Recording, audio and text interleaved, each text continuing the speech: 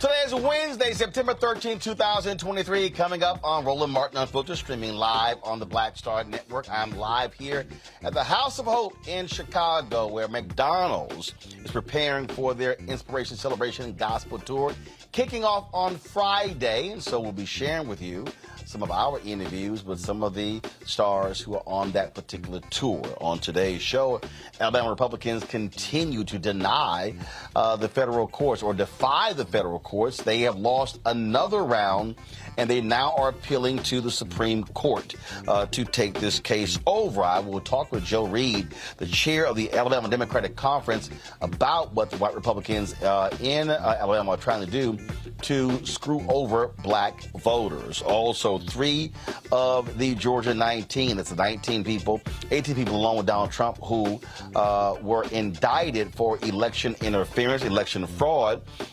They have asked the judge to dismiss or sever their cases. We'll tell you the latest what's happened from Georgia. Also, a white man in Maine is facing federal charges for threatening a black woman. And former NFL Network reporter Jim Trotter will be here to talk about his blockbuster lawsuit against the NFL. And why is the audio app Clubhouse mad and upset at Fanbase founder Isaac Hayes III?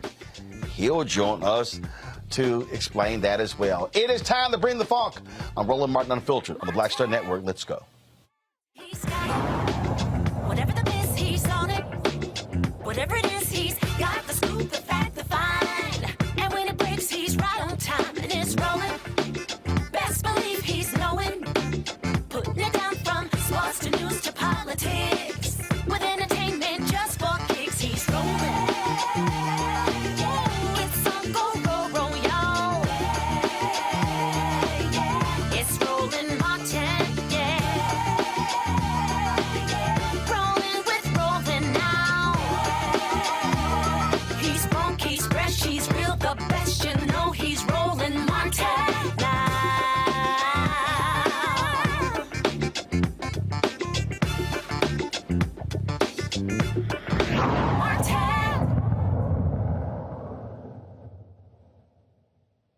Keep the music going.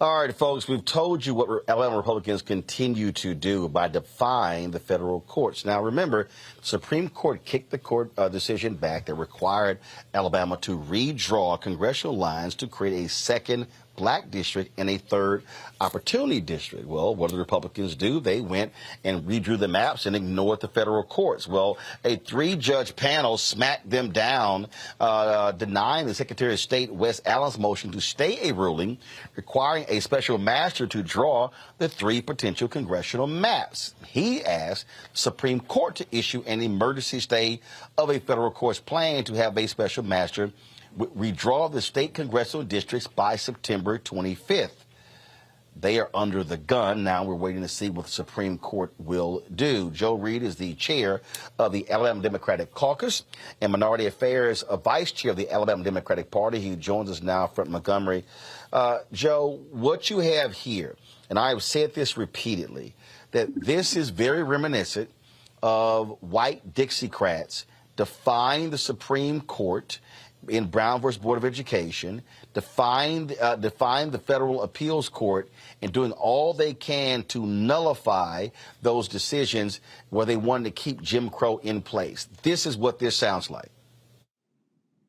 Yes, thank you first for having me on this program. And secondly, I appreciate the job that you are doing, bring this unfiltered program to the people of this country, because that's what they need. Unfiltered, not watered down, very clear and concise, and I thank you for that.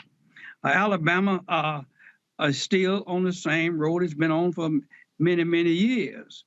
Now we can go back even to 1948, and that wasn't, well, hell, you can go back to 1865, and we've been defying it, the government ever since, because the government is seen in Alabama as a group that's favored to blacks to some extent.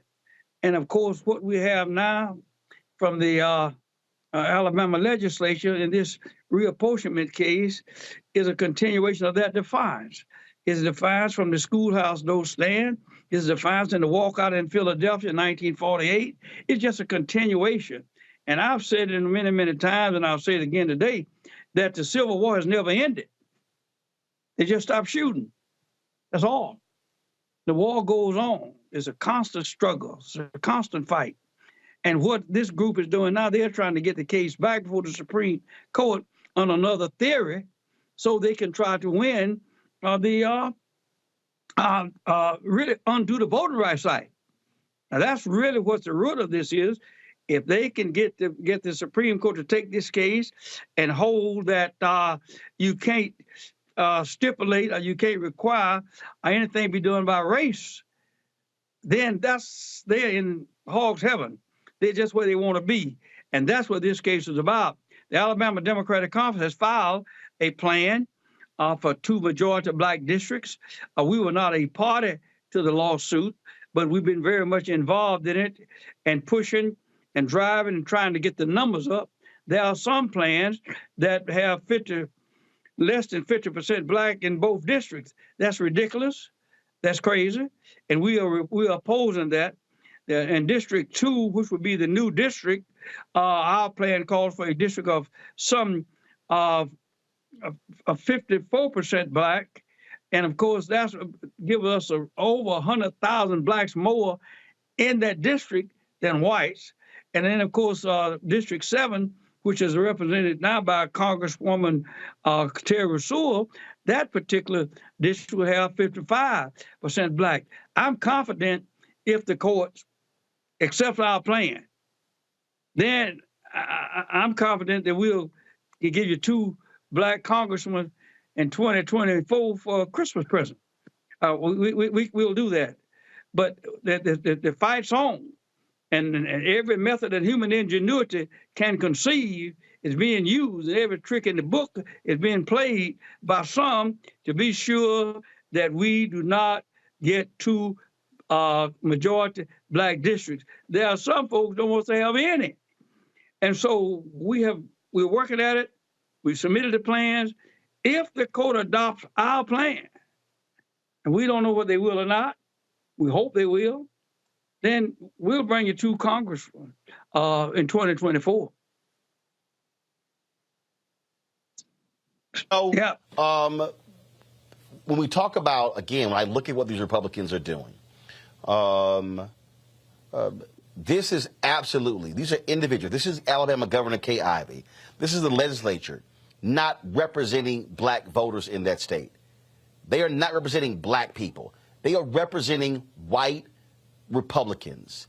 And what's offensive to me is that Governor Kay Ivey is supposed to be the governor for all Alabamans. Clearly, she is not. And so what you're seeing here is them saying, screw the federal courts. I mean, literally, the court said, redraw these lines. The Supreme Court kicked it back, essentially allowing it to go forward. These people said, we do not care. They didn't even attempt to redraw it. They made it clear, we are not going to draw a second black district. And they don't want to create the opportunity one because right now it's 7 people in the congressional delegation. There are 6 Republicans, 1 Democrat, and they know that this may potentially lead to 2 Democratic seats. And so what's offensive to me are these people who are supposed to represent all people in Alabama, and they're saying, black people in Alabama, we do not care about you. Frankly, the hell with you. That's what they're saying. Well, more than that, the district that they have drawn, even for Congresswoman Sewell's district, the district they presented, that district has fewer blacks in it than the one before. Now, they not only said, no, we're not going to give you a second one, we're going to cut back on the first one you got because you don't need anything. And that's the big issue also, is what they're trying to do. And this is a continuation of that old Alabama stand. No, we're not going to forget what. We're not going to forget what. We're not going to forget the Civil War. We're going to forget the fact that white supremacy. We're not going to forget any of this stuff. And this is what we are up against. This is what we are fighting for now, is to try to get fairness. I believe that the Supreme Court, I hope they're smart enough to recognize what Alabama is now doing. And that is to try to not only defy the Supreme Court, but to defeat the Supreme Court. That's what Alabama is trying to do. Alabama is making it its priority. And that's some of the plans that were presented by some black folks too. I'm not going to get in that name calling today, but some of those black folks had some plans that are just insulting. They were insulting too.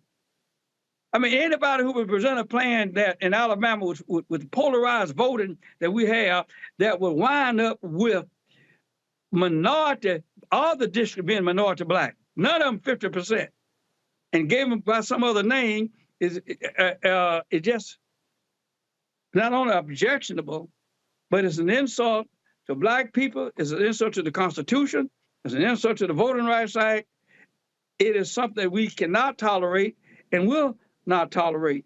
I believe that this court, and I've seen it happen before, when you try to defy the federal court, I saw Judge Johnson, Franklin Johnson, who's in Hope in Heaven today, but Judge Johnson made the Alabama legislature, he made Governor Wallace and all their friends behave, never left the courtroom.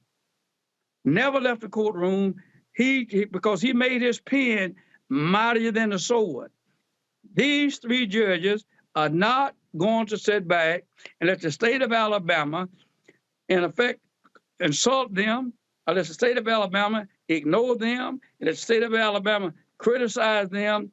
That Alabama is going to lose. The federal judiciary is going to prevail. And I'll be glad I'm here to witness and try to help every way I can. If they adopt our plan, I keep going back to that because there are some plans that are not worthy of being considered. But our plan, I am convinced because why? Our plan has more blacks in it than all the other plans. Very simple. My position has been and still is, the blacker the better. The more blacks we have in a district, the better our chances of winning because we have polarized voting in this state, all over this state. And I think if the courts really want us to have two blacks, if they adopt our plan, we've given them the opportunity. We have given them the tools. We have given them the map. We have given them the voters. We've given them the counters. We've given them everything they need. If they will adopt, they being the three judges, if the court adopts the Alabama Democratic Conference remedial plan, we bring you two black congresspersons from Alabama, because I'm confident that we'll win it.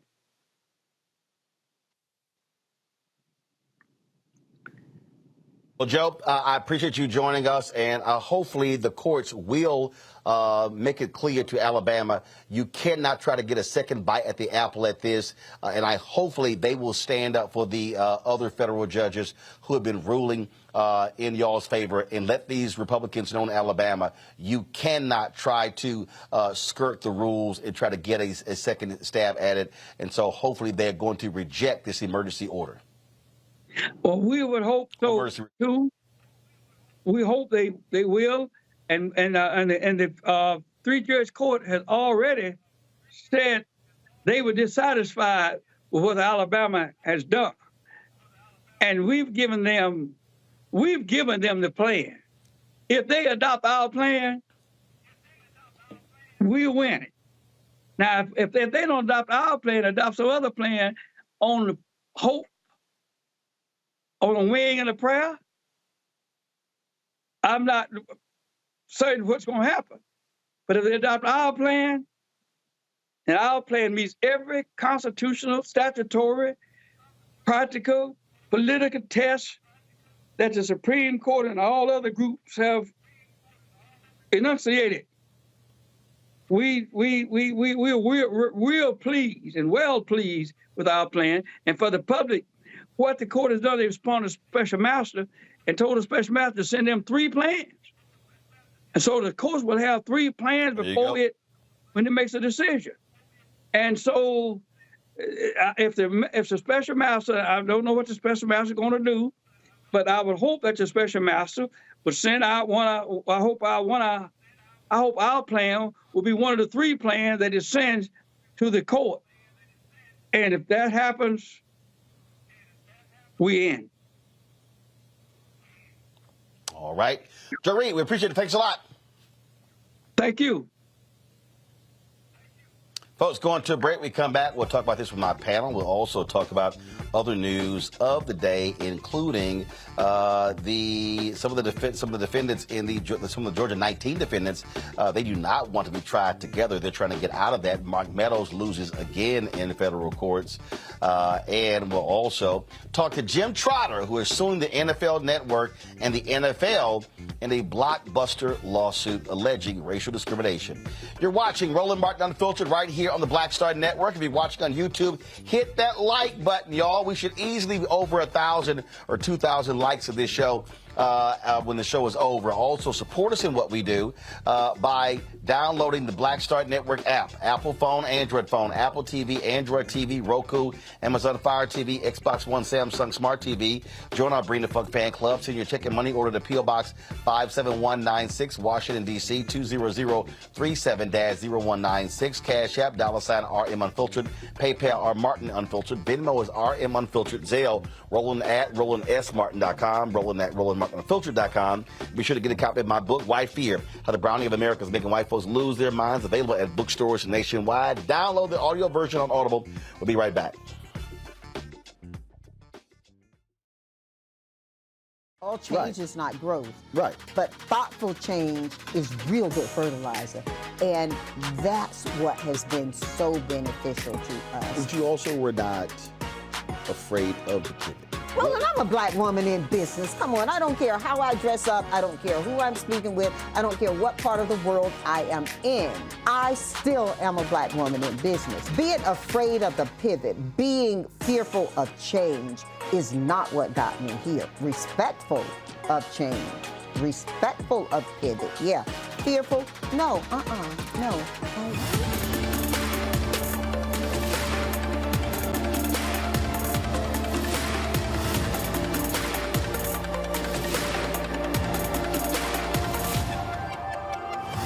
Hatred on the streets, a horrific scene, a white nationalist rally that descended into deadly violence. White people are losing their damn minds. As an angry pro-Trump mob storms the U.S. Capitol, we've seen shooting. We're about to see the rise of what I call white minority resistance. We have seen white folks in this country who simply cannot tolerate black folks voting. I think what we're seeing is the inevitable result of violent denial. This is part of American history. Every time that people of color have made progress, whether real or symbolic, there has been what Carol Anderson at Emory University calls white rage as a backlash. This is the rise of the Proud Boys and the Boogaloo Boys. America, there's going to be more of this. Here's all the Proud Boys, guys. This country is getting increasingly racist in its behaviors and its attitudes because of the fear of white people. The fear that they're taking our jobs, they're taking our resources, they're taking our women. This is white fear.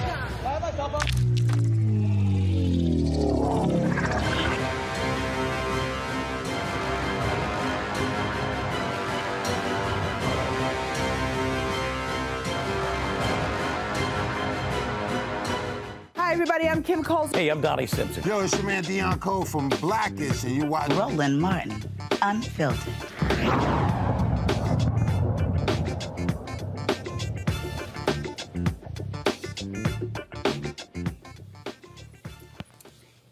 Folks, joining us on our panel, Rebecca Carruthers. She is Vice President for the Fair Election Center in Washington, D.C. Tarun Walker, founder of Context Media out of Atlanta. Glad to have both of you here. Rebecca, I'll start with you. This really, and I know some people are watching and listening, they're saying, I mean, y'all making a big deal out of this here. Okay, it's redrawing of congressional lines. But what we are seeing happen in Alabama right now could have a dramatic impact on black political power all across the South. You have this case that could lead to a second black district, and that opportunity district that blacks could play a huge role electing that person. Then you have Louisiana, where federal courts rule there needs to be the creation of a second black district. Louisiana's folks are trying to fight this the exact same way, using the same plan as Alabama. Then you have a trial going on right now in Georgia dealing with its congressional districts. Then you have the state court that ruled against Florida Governor Ron DeSantis, where he obliterated 2 black districts there as well. So we're talking about multiple states where you could see black representation grow, picking up anywhere from 2 to 6, maybe 7 seats. You know, Roland, we're in the middle of a power grab. Something that you mentioned to us almost every single day on this platform is that there's white fear in this country. As America becomes increasingly more black and brown, we are literally fighting for who gets to control and who gets to have a say in this country with how money is allocated and how power flows in this country. The reason why the Alabama case is so important is because we know that the House of Representatives is going to be tight next year. It was tight at the beginning of this cycle with determining who controls the House of Representatives, whether it's the Democratic Party or it's the Republican Party. Quite frankly, if Democrats in New York didn't mess it up, then Democrats will probably have controlled the House of Representatives this particular Congress. What we do know, if there is an additional seat in Alabama, is likely to go blue. With the additional seat in Louisiana, it is likely to go blue. I think Texas has 2 seats that are potentially up for grabs. It will go blue. We know in Wisconsin, if there are fair maps in Wisconsin, Wisconsin is going to have a bluer delegation. So we know that is more than enough for Democrats to win back control of the Congress. And that's what this is about. This is the Republicans' last straw, trying to fight this out and duke it out in the court system. And Toron, I make this point constantly to people who complain about Democrats. They complain about Biden, Harris. Some say, oh, this is really no big deal if Trump gets back in, or the Republicans. But the reality is, what you're seeing is, this is also the importance of federal judges. Presidents pick federal judges. The Senate confirms or rejects them. And so if you have Biden and Harris that wins a second term, already more than 100 judges have been appointed. You had more African Americans appointed to the appellate level than all presidents in history combined. If Biden Harris wins a second 4-year term, they could potentially pick another 150 to 200 judges. If you take the first 100 in the first 4 years, you're talking about potentially 300 federal judges. There are only about 960 federal judges in the country. That means they would have appointed 1/3. Those are likely going to be federal judges that believe in civil rights, that believe in climate change, that believe in voting rights. That could have a very positive impact on issues that black folks care about. You know, while I was listening to the elder speak in Alabama, it reminded me of what we're dealing with. Feels like almost like what happened in the aftermath of Reconstruction. You know, I know most of your audience pretty much knows, you know, after the Civil War, there was an influx and there was a growth of black economic power. There was a growth of black political power. But unfortunately, that growth was backed up by Union bayonets. The minute that the federal government removed troops from the South, you saw the reemergence of the Ku Klux Klan. And the first thing it did was start lynching, burning up black towns, and removing black people and disenfranchising them from political power. And what this feels like is almost like for lack of a better term, a reconstruction of what we saw in the 1870s, where you have people who are deathly afraid of black political power, and they're using any sort of means to try to destroy that power.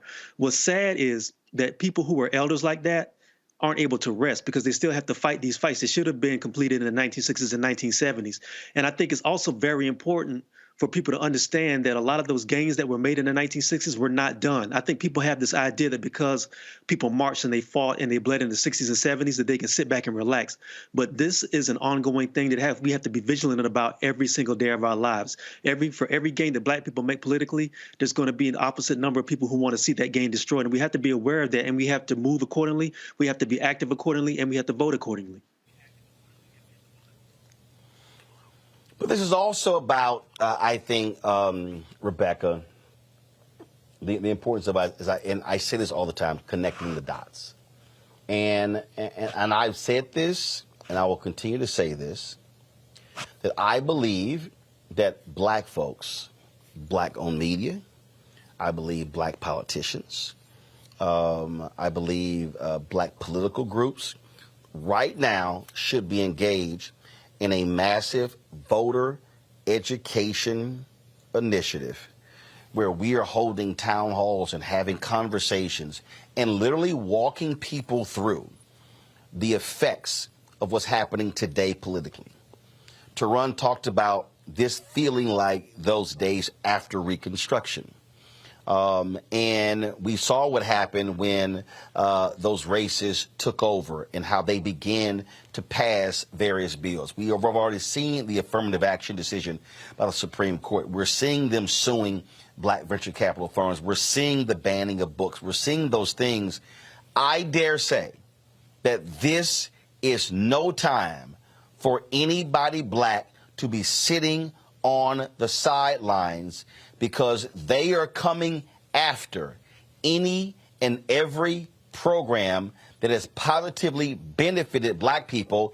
And Shelby V. Holder that decision that nearly gutted the Voting Rights Act, that is a part of this as well. This is a head-on attack on black political power, black economic power, black educational power, and black folks should be so focused on this that we are not falling asleep and then playing games when it comes to voting in local, state, and national elections between now and November 2024.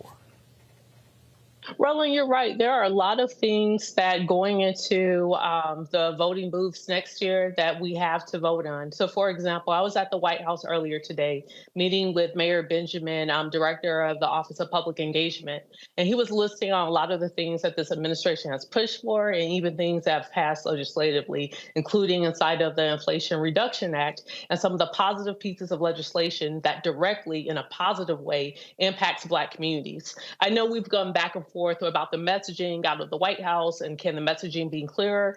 The answer is yes. But as you pointed out, there are a lot of Black organizations, there are a lot of civil rights organizations who know what's at stake going into 2024. So even next week, as we go into the Congressional Black Caucus annual legislative conference, where we're spending time going over those policies and educating folks so they can be prepared to go back into community to talk about these positive things that have happened over this administration. But it's also making sure that our communities understand these are the things that are going well for the country. These are the things that are going well for Black folks as a result of what's being pushed through this administration.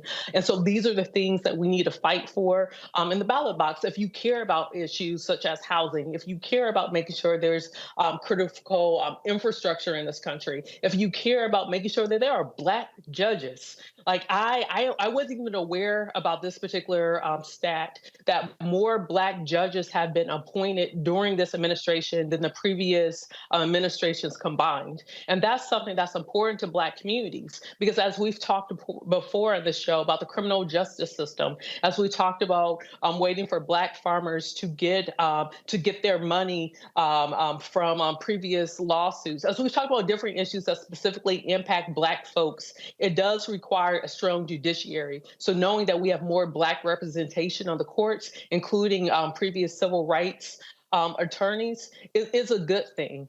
And you know what? We can't just wait for the White House to actually figure out what the messaging should be. But for those of us who know, and for those of us who are hearing and understanding and are directly impacted with some of the positive pieces of legislation and some of the positive, even executive orders that have come out of this administration, we need to start educating our communities so folks can be informed going into elections in 2024.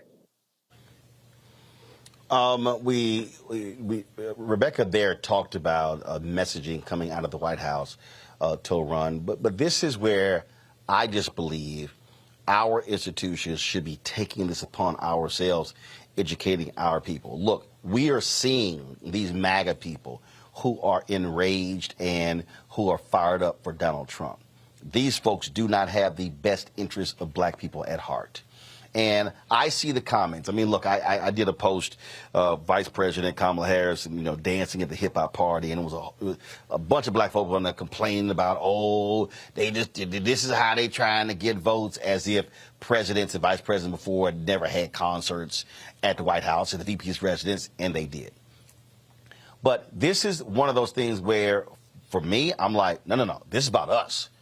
So I'm not saying, let's vote for Democrats. I'm saying, no, vote for Black people, which means vote for folks who are going to be advocating for things that Black people care for. It's abundantly clear when I listen and watch what Trump is saying, what the Republicans said in that first debate, they ain't got no interest in Black folks. You're absolutely right. But I'm glad, and with respect to what the sister said and what you said, I agree with both of you. But here's the thing. What the Republicans do very well is they're very, very good at playing to their base.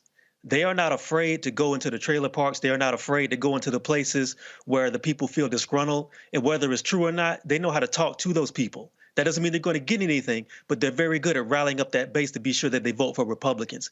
Where the Democrats fall down, and me and you have talked about this many a time, is their messaging sometimes only goes into a silo around people who actively work in politics. They don't really get a lot of their messaging out to the people on the street, the brother who's catching the bus trying to go to work every day, the sisters who's trying to push a stroller and deal with her kids and trying to find money to raise her kids and pay for her rent. If they have to find messaging to talk to those people, because those are the people who are frustrated. All this stuff sounds good, but until you reach the people who go into the booth and pull that lever every 2 to 4 years, none of this really works. People have to get out of their silos, and they have to reach those people, and they have to reach them on their level. And it also can't be about educating people from a top-down sort of point of view. You have to listen to the people who are poor and working class who are on the ground, who are dealing with these things on an everyday basis. That has to happen as well. And until the people who are in these comms centers and the people who run these comms campaigns for a lot of these candidates understand that and get out of their heads and get out of New York and get out of their silos, it's going to be rough when 2024 rolls around, and there's no way around that. Well, we'll certainly see, and it's a lot of time. But again, I think when you begin, and we've seen the data, when black voters are actually told what has happened, they respond differently. So people make assumptions about, well, what hasn't happened, not knowing because they don't live and breathe this stuff every single day. Hold tight 1 second. We come back. We're going to talk about the Georgia 19. Donald Trump and his imps, they continue to do what they do. Now they're trying to get their cases severed from one another. We'll tell you about that. Plus, we'll talk with Jim Trotter, who is suing the NFL Network, racial discrimination. We will talk to him directly about that lawsuit right here on Roland Martin Unfiltered on the Black Star Network. Back in a moment. On his first day in office, with the country in crisis, President Biden got to work for us. Cutting black child poverty in half, more money for black entrepreneurs, millions of new, good-paying jobs. He's lowered the cost of living and prescription drugs. But there's more to do. He gets it because we all deserve dignity, safety, respect, and a chance to do more than just get by, but to get ahead. I'm Joe Biden, and I approve this message. I'm Faraji Muhammad, live from LA. And this is The Culture. The Culture is a two-way conversation. You and me. We talk about the stories, politics, the good, the bad, and the downright ugly. So join our community every day at 3 p.m. Eastern and let your voice be heard. Hey, we're all in this together. So let's talk about it and see what kind of trouble we can get into. It's The Culture. Weekdays at 3, only on the Black Star Network. Next, right here on The Frequency, the woman they call the Gifted Eye, hip-hop celebrity photographer Cory Soldier. She's the master storyteller that captured the history of hip-hop through the lens of her camera. Tupac comes out, the next thing you know, you didn't know who they were at first. You just seen all these dudes just come rushing the stage. Then you realize Biggie gets a bottle of champagne, he pops it open, sprays it on the crowd, he drinks the bottle. Cory Soldier, the hip-hop celebrity photographer, joining me right here on the next episode of The Frequency on the Black Star Network. On the next, A Balanced Life with me, Dr. Jackie, we're going to be talking about common sense. We think that people have it, know how to use it, but it is something that people often have to learn. The truth is, most of us are not born with it, and we need to teach common sense, embrace it, and give it to those who need it most, our kids. So I always tell teachers to listen out to what conversations the students are having about what they're getting from social media, and then let's get ahead of it and have the appropriate conversations with them. On the next, A Balanced Life with me, Dr. Jackie, here at Black Star Network.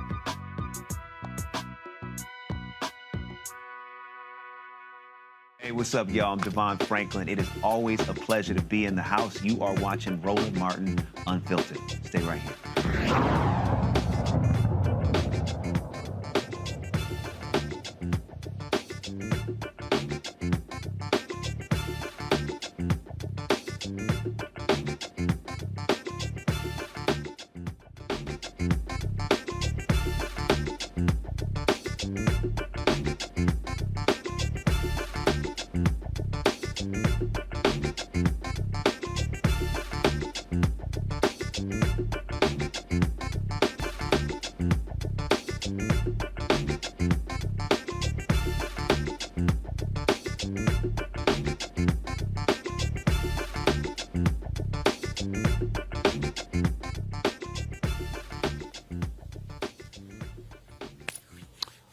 right, folks, one of the Georgia 19 is trying to get his case cleared. Kenneth Chesbro, you're trying to get his case cleared. Now, Kenneth Chesbro, lawyers for him, they say that, well, this is actually not right here. Now, go ahead. He's facing several charges. They say the charges should be dismissed because his actions were justified because he was acting within his capacity as a lawyer for the Trump campaign. In their filing, Chesbro's lawyers acknowledged their client drafted the legal memos at the center of his alleged conduct, including the one that outlined a strategy to use so-called alternate electors to prevent Joe Biden from receiving 270 electoral college votes. Chesbro and former Trump campaign attorney Sidney Powell are scheduled to go on trial October 23rd after they both requested speedy trials in this particular case. Now, Mark Meadows, he continues to be hard-headed. For the second time, a federal judge has denied a motion from the former Trump chief of staff. Judge Steve Jones, the same judge who shot down Meadows' request to move his case to federal court, denied his request for an emergency stay of the order pending appeal. In his order, Jones said Meadows failed to show a stay should be granted. Meadows argued he would be irreparably harmed by the possibility of a trial next month, but Jones said that no trial date has been set for Meadows, and he admits that it is not guaranteed his trial will be in October. Rudy Giuliani filed a motion to sever his case from the two defendants set to stand trial October 23rd. Meadows, Giuliani, Chesbro, and 16 others, including Donald Trump, have pleaded not guilty to all charges in a sweeping racketeering indictment for alleged efforts to overturn the results of the 2020 presidential election. Aw, don't you feel so sorry for them? No, not really. Trump led you down this path, and this is where you are now headed. Folks, a white man in Maine is facing federal charges for allegedly making racist death threats against a black neighbor. According to the indictment, 47-year-old Charles Allen Barnes used an interstate communication service to send a voice message with racial slurs, claiming to be outside a neighbor's home and saying he would kill any black person who came out. Court documents say the message Barnes left said in part, "Waiting for someone to step outside, and the first one who does it is going to die." Just like that. I don't care if it's her kid or her boyfriend. I don't care. I'm killing me an N-word. Barnes is charged with one count of violating the federal interstate threats statute. He faces a maximum penalty of 5 years in prison. The city of Beverly Hills, California, facing a $500 million class action lawsuit from attorney Ben Crump. Crump and attorney Benjamin Bradley Gage says the city police is notorious for racial profiling. The lawsuit represents about 1,100 people who say the Beverly Hills Police Department unjustly arrested them between August 30th, 2019 and August 30th, 2021. During a news conference yesterday, attorneys explained why they filed the lawsuit, and victims shared what happened to them at the hands of police. I was stopped just for being black while driving in Beverly Hills. These officers got behind my vehicle, doing the lights, pulled me over. I spent 3 days in jail. Humiliating, scary, sad. It wasn't to deter crime. It was to send a message to black people that we don't want your kind around here. In 2 years, 1,088 black people arrested, only 2 convictions. There's only one explanation for that. They want to drive black people out of the city. City of Beverly Hills, they say, no, we are welcome to all. A white 14-year-old boy in Massachusetts accused of trying to drown a black youth in a racist attack on Cape Cod.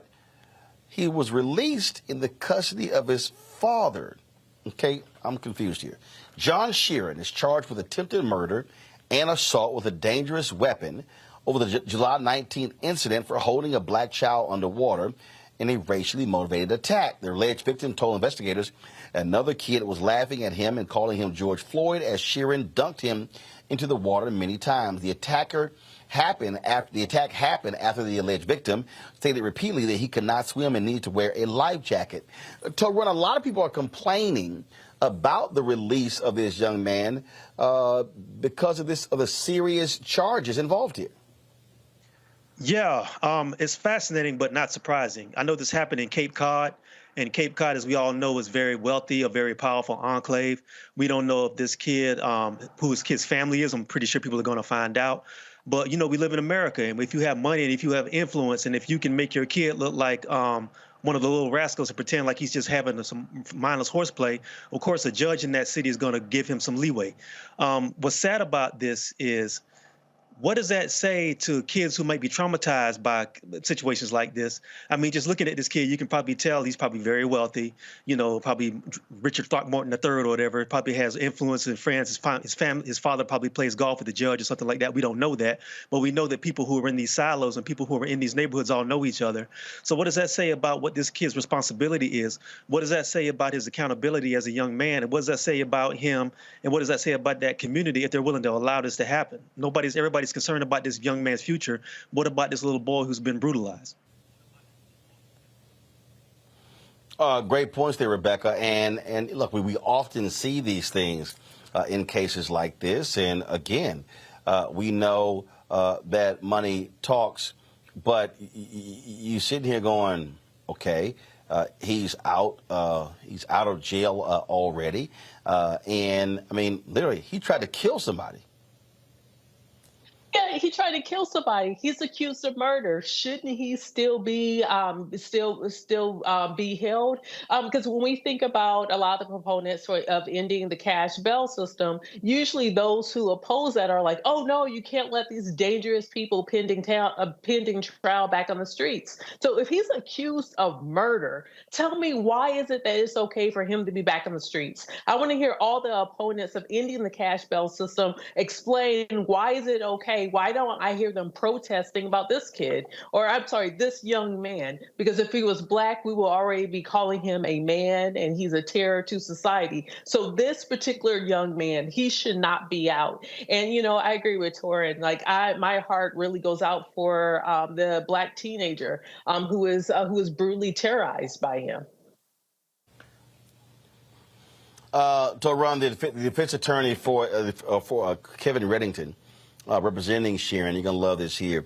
He said his client is remorseful and said that Sharon did not intend to murder the kid, but simply committed a stupid act that went too far. Remember what I said? I figured that's what they were going to play with. It was like they're going to try to frame this like these were some kids who were playing around in the pool and then it got out of hand. If you listen to if you look at the transcript of what happened, he made fun of this kid saying he was George Floyd, which is a clear allusion to somebody who was brutally murdered by an agent of white supremacy. These wasn't kids who were dunking each other in the pool and clowning. This was somebody who was deliberately trying to end this boy's life. You can pretend look, I'm getting heated because of this. You can try to frame this however you want to frame it.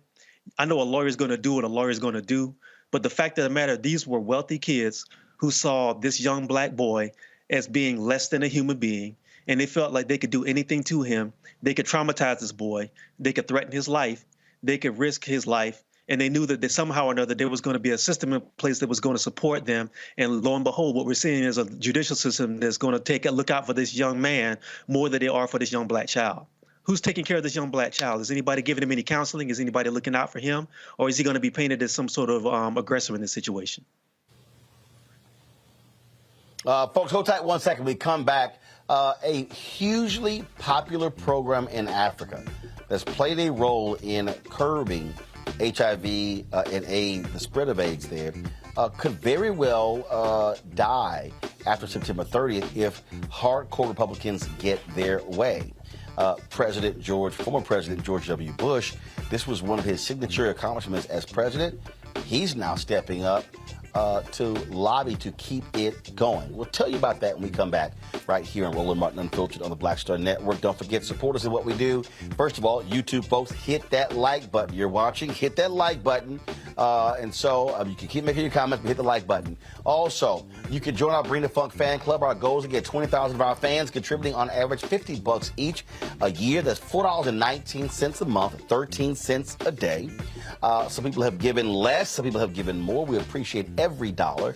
If you want to support this show and what we do every single day, not just this show, but the 6 other shows on the Black Star Network, send your check and money order to P.O. Box 57196, Washington, D.C., 20037-0196. Cash App, $RM Unfiltered. PayPal, R Martin Unfiltered. Venmo is RM Unfiltered. Zelle, Roland at RolandSMartin.com. Roland at RolandMartinUnfiltered.com. And of course, you can also be sure to get a copy of my book, White Fear: How the Browning of America is Making White Folks Lose Their Minds, available in bookstores nationwide. And you can also download the Black Star Network app. Apple phone, Android phone, Apple TV, Android TV, Roku, Amazon Fire TV, Xbox One, Samsung Smart TV. We'll be right back. Next on the Black Table with me, Greg Carr. What do Deion Sanders, a lawnmower, and the phenomenon of invisible labor all have in common? They're all now part of, shall we say, a colorful lore at our historically black colleges and universities. Our Master Educator Roundtable convenes to explain it all as we explore the good, the bad, and the downright ugly of one of Black America's national treasures. That's next on the Black Table, right here on the Black Star Network. On the next Get Wealthy with me, Deborah Owens, America's Wealth Coach, are you working hard and yet your performance doesn't reflect your paycheck? On the next Get Wealthy, you're going to learn some savvy career moves so that all your efforts actually show up in your bank account. Joining us is the founder of a career network, and she's going to share the 3 R's of accelerating your financial growth. Here's a tip as well. If you are an individual contributor and you desire to be a leader, do the work where you are now.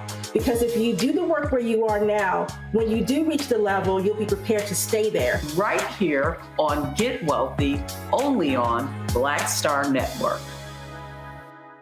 When you talk about blackness and what happens in black culture, we're about covering these things that matter to us, speaking to our issues and concerns. This is a genuine people-powered movement. There's a lot of stuff that we're not getting. You get it, and you spread the word. We wish to plead our own cause.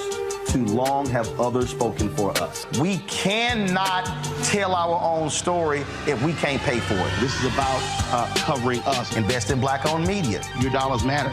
We don't have to keep asking them to cover our stuff. So please support us in what we do, folks. We want to hit 2,000 people, $50 this month, raise $100,000. We're behind 100,000, so we want to hit that. Y'all money makes this possible. Checks and money orders go to P.O. Box 57196, Washington, D.C., 20037-0196. The Cash App is $RM Unfiltered. PayPal is R Martin Unfiltered. Venmo is RM Unfiltered. Zelle is Roland at RolandSMartin.com. What's up, everybody? It's your girl, Latasha from the A. And you're watching Roland Martin Unfiltered.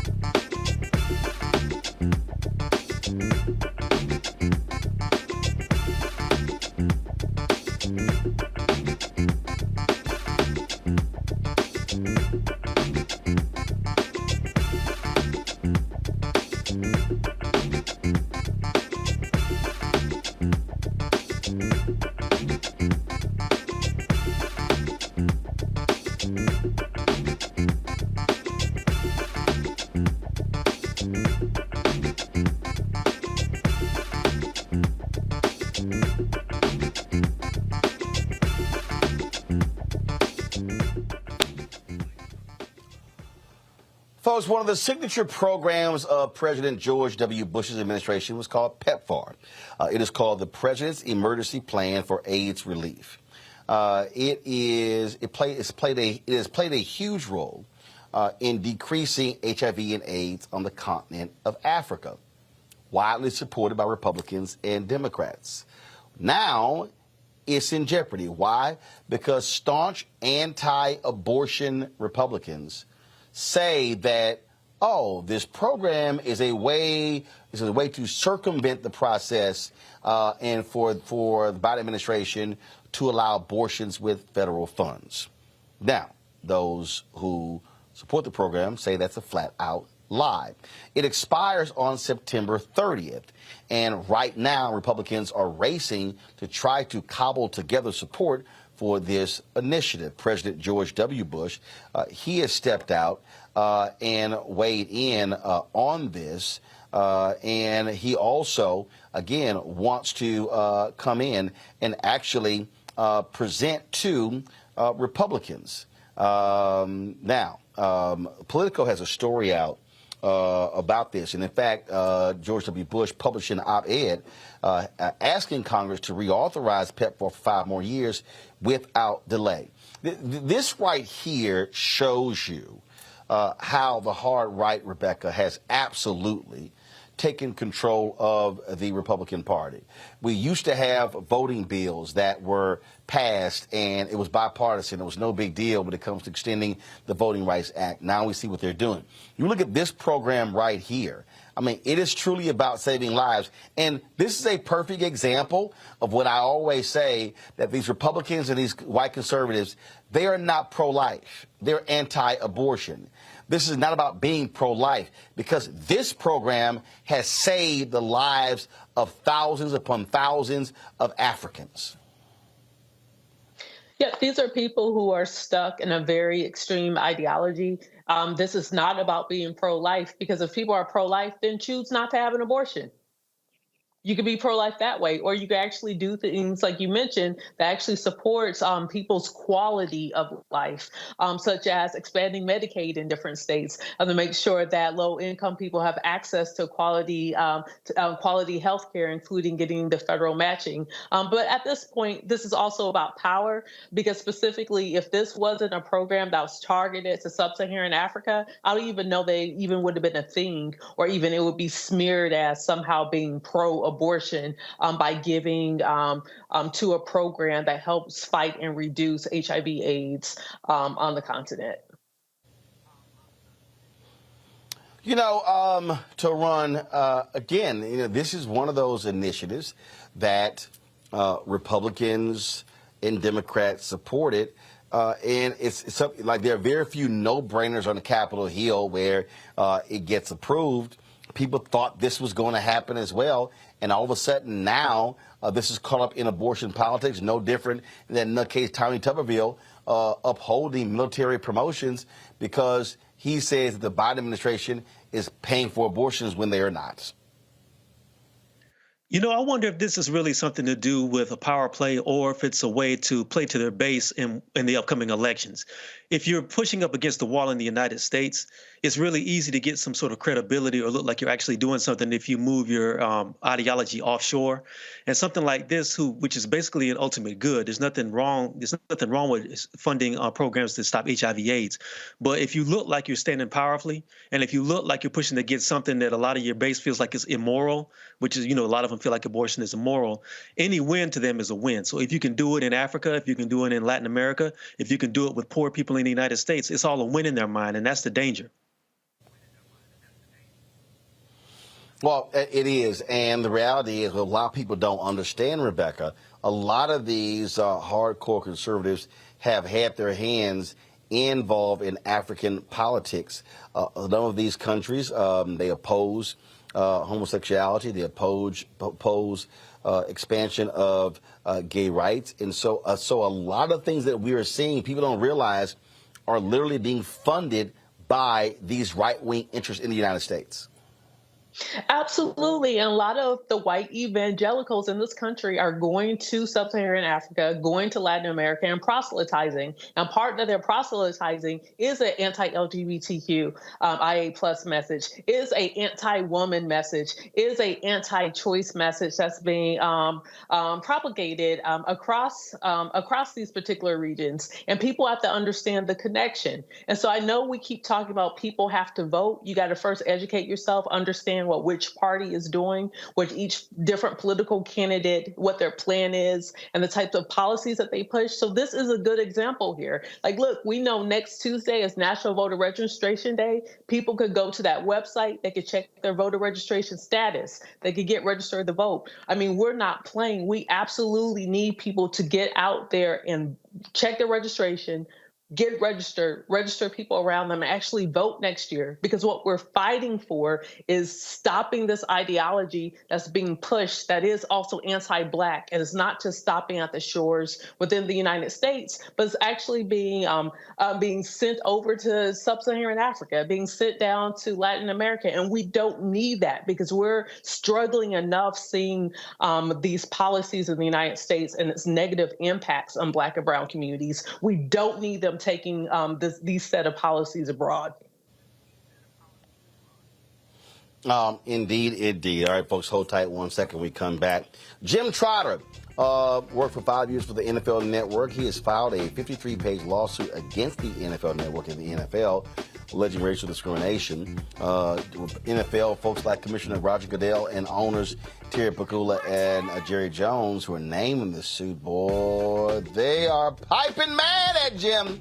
We will talk to Jim next, right here on Roland Martin Unfiltered on the Black Star Network. Broadcasting live from the House of Hope in Chicago. Next on The Frequency with me, Dee Barnes. Producer, writer, and activist Drew Dixon joins us for an honest conversation about Black women and trauma, right here on The Frequency on the Black Star Network. All change is not growth. Right. But thoughtful change is real good fertilizer. And that's what has been so beneficial to us. But you also were not afraid of the pivot. Well, and I'm a Black woman in business. Come on, I don't care how I dress up. I don't care who I'm speaking with. I don't care what part of the world I am in. I still am a Black woman in business. Being afraid of the pivot, being fearful of change is not what got me here. Respectful of change, respectful of pivot, yeah. Fearful, no, no.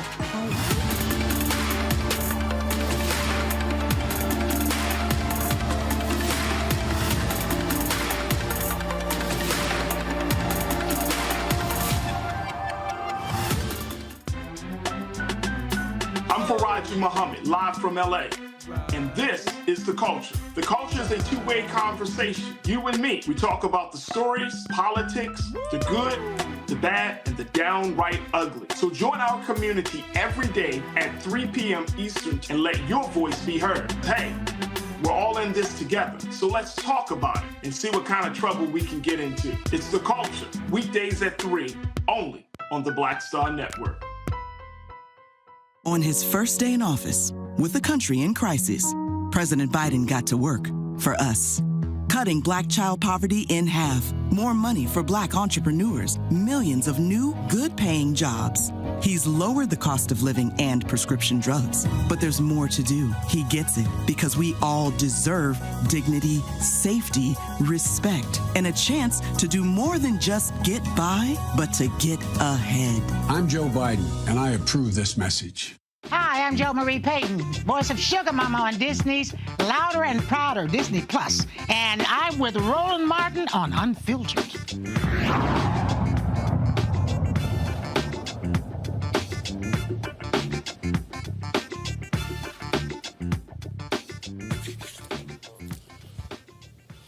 Well, you should have known the NFL was going to try to push back as hard as possible against Jim Trotter after he dropped his 53-page lawsuit yesterday accusing the NFL of racial discrimination. Already, Jerry Jones, the owner of the Cowboys, says no. What I'm quoted as saying in this lawsuit simply just did not happen. Terry Pacula, the owner of the Buffalo Bills, who said that black players did not like it. They should go back to Africa. Also responding, as well as Roger Goodell, the NFL commissioner, all responding. And folks are not at all happy with Jim Trotter. I'm sure he doesn't care they're not happy. He's speaking his truth. He joins us right now, right here, Roland Martin Unfiltered. Jim, welcome back. You sure shaking these folks up? Well, perhaps they need to be shaken up, Roland. You know, it's funny. You know, Jerry Jones didn't deny it. He just said it was misrepresented. And the statement that he put out, I think, misrepresents what happens. He said he was talking to Will McClay, which is untrue. I was speaking to Will McClay about why HBCU players weren't drafted when Jerry Jones walked up. Jerry and Will never had a conversation during the time that I was there. And then, in fact, later in the conversation with Jerry, Will walked away. So I look forward to the day that we get to the point we get to discovery and what each side is able to turn over what they have and research, you know, the claims that are made. I look forward to that moment. Roger Goodell said, quote, "Their allegations, our job is to make sure that they're factual. These are not new charges. They're actually a couple of years old. They've been looked into. You've heard the strong denials. There's litigation ongoing now. It will be addressed because these are important issues and we share the same concerns. We want to make sure our workplaces are first class and it means opportunities for everybody. We know the importance of progress in diversity and we're working very hard at it. Is progress where we want it to be? No, it's always slower than you want it to be, but I'm confident we're moving in the right direction." Here's what stood out for me right there, Jim, when he said that these are important issues and we share the same concerns. Has he articulated that to other NFL employees, including the people at the NFL Network? Have you looked at the flow chart of NFL executives to see if they're really concerned about the issue of diversity, equity, and inclusion? We included it in the lawsuit. You're not going to see many black faces there. So, look, Roland, can I say this? Look, and in some ways I'm being a little glib here, but let me get serious for a moment. This lawsuit is a discrimination claim wrapped around a retaliation claim. And the retaliation claim here is what really people should be focusing on. So during my final 2 years in particular at the NFL Network, the NFL said it wanted employees to hold it accountable as it related to diversity, equity, and inclusion. And so I took that seriously. And so within our newsroom, where we cover a player population that according to league data is 60 to 70% black, we did not have one black manager, one black copy editor, or one full-time black news assistant.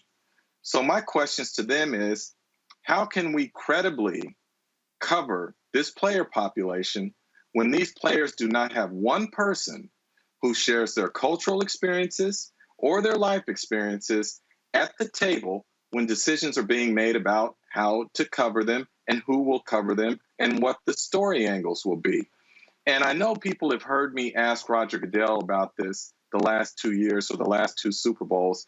But what they don't know is that internally, I had been bringing these things up for those 2 years to everyone involved, including at that time, the head of the NFL media group, who every summer we would have what we call a talent summit, where they would bring in people from the media group to discuss where the NFL is and where it is going for the coming season. And during those 1.5 days in Los Angeles, we would have breakout groups. And in one of the breakout groups, they would have front-facing talent meet with the head of the NFL media group at that time, Mark Quinzel.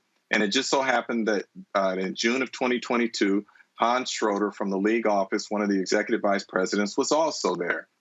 And so I said to Mark Quinzel, "We're allowed to ask you anything we want, right? And you're going to answer honestly." He said, "Yes."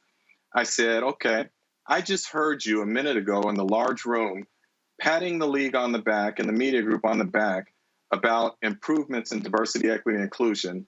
And up on the stage with you were 3 white men, no one else." I said, "I didn't see anyone who looked like me."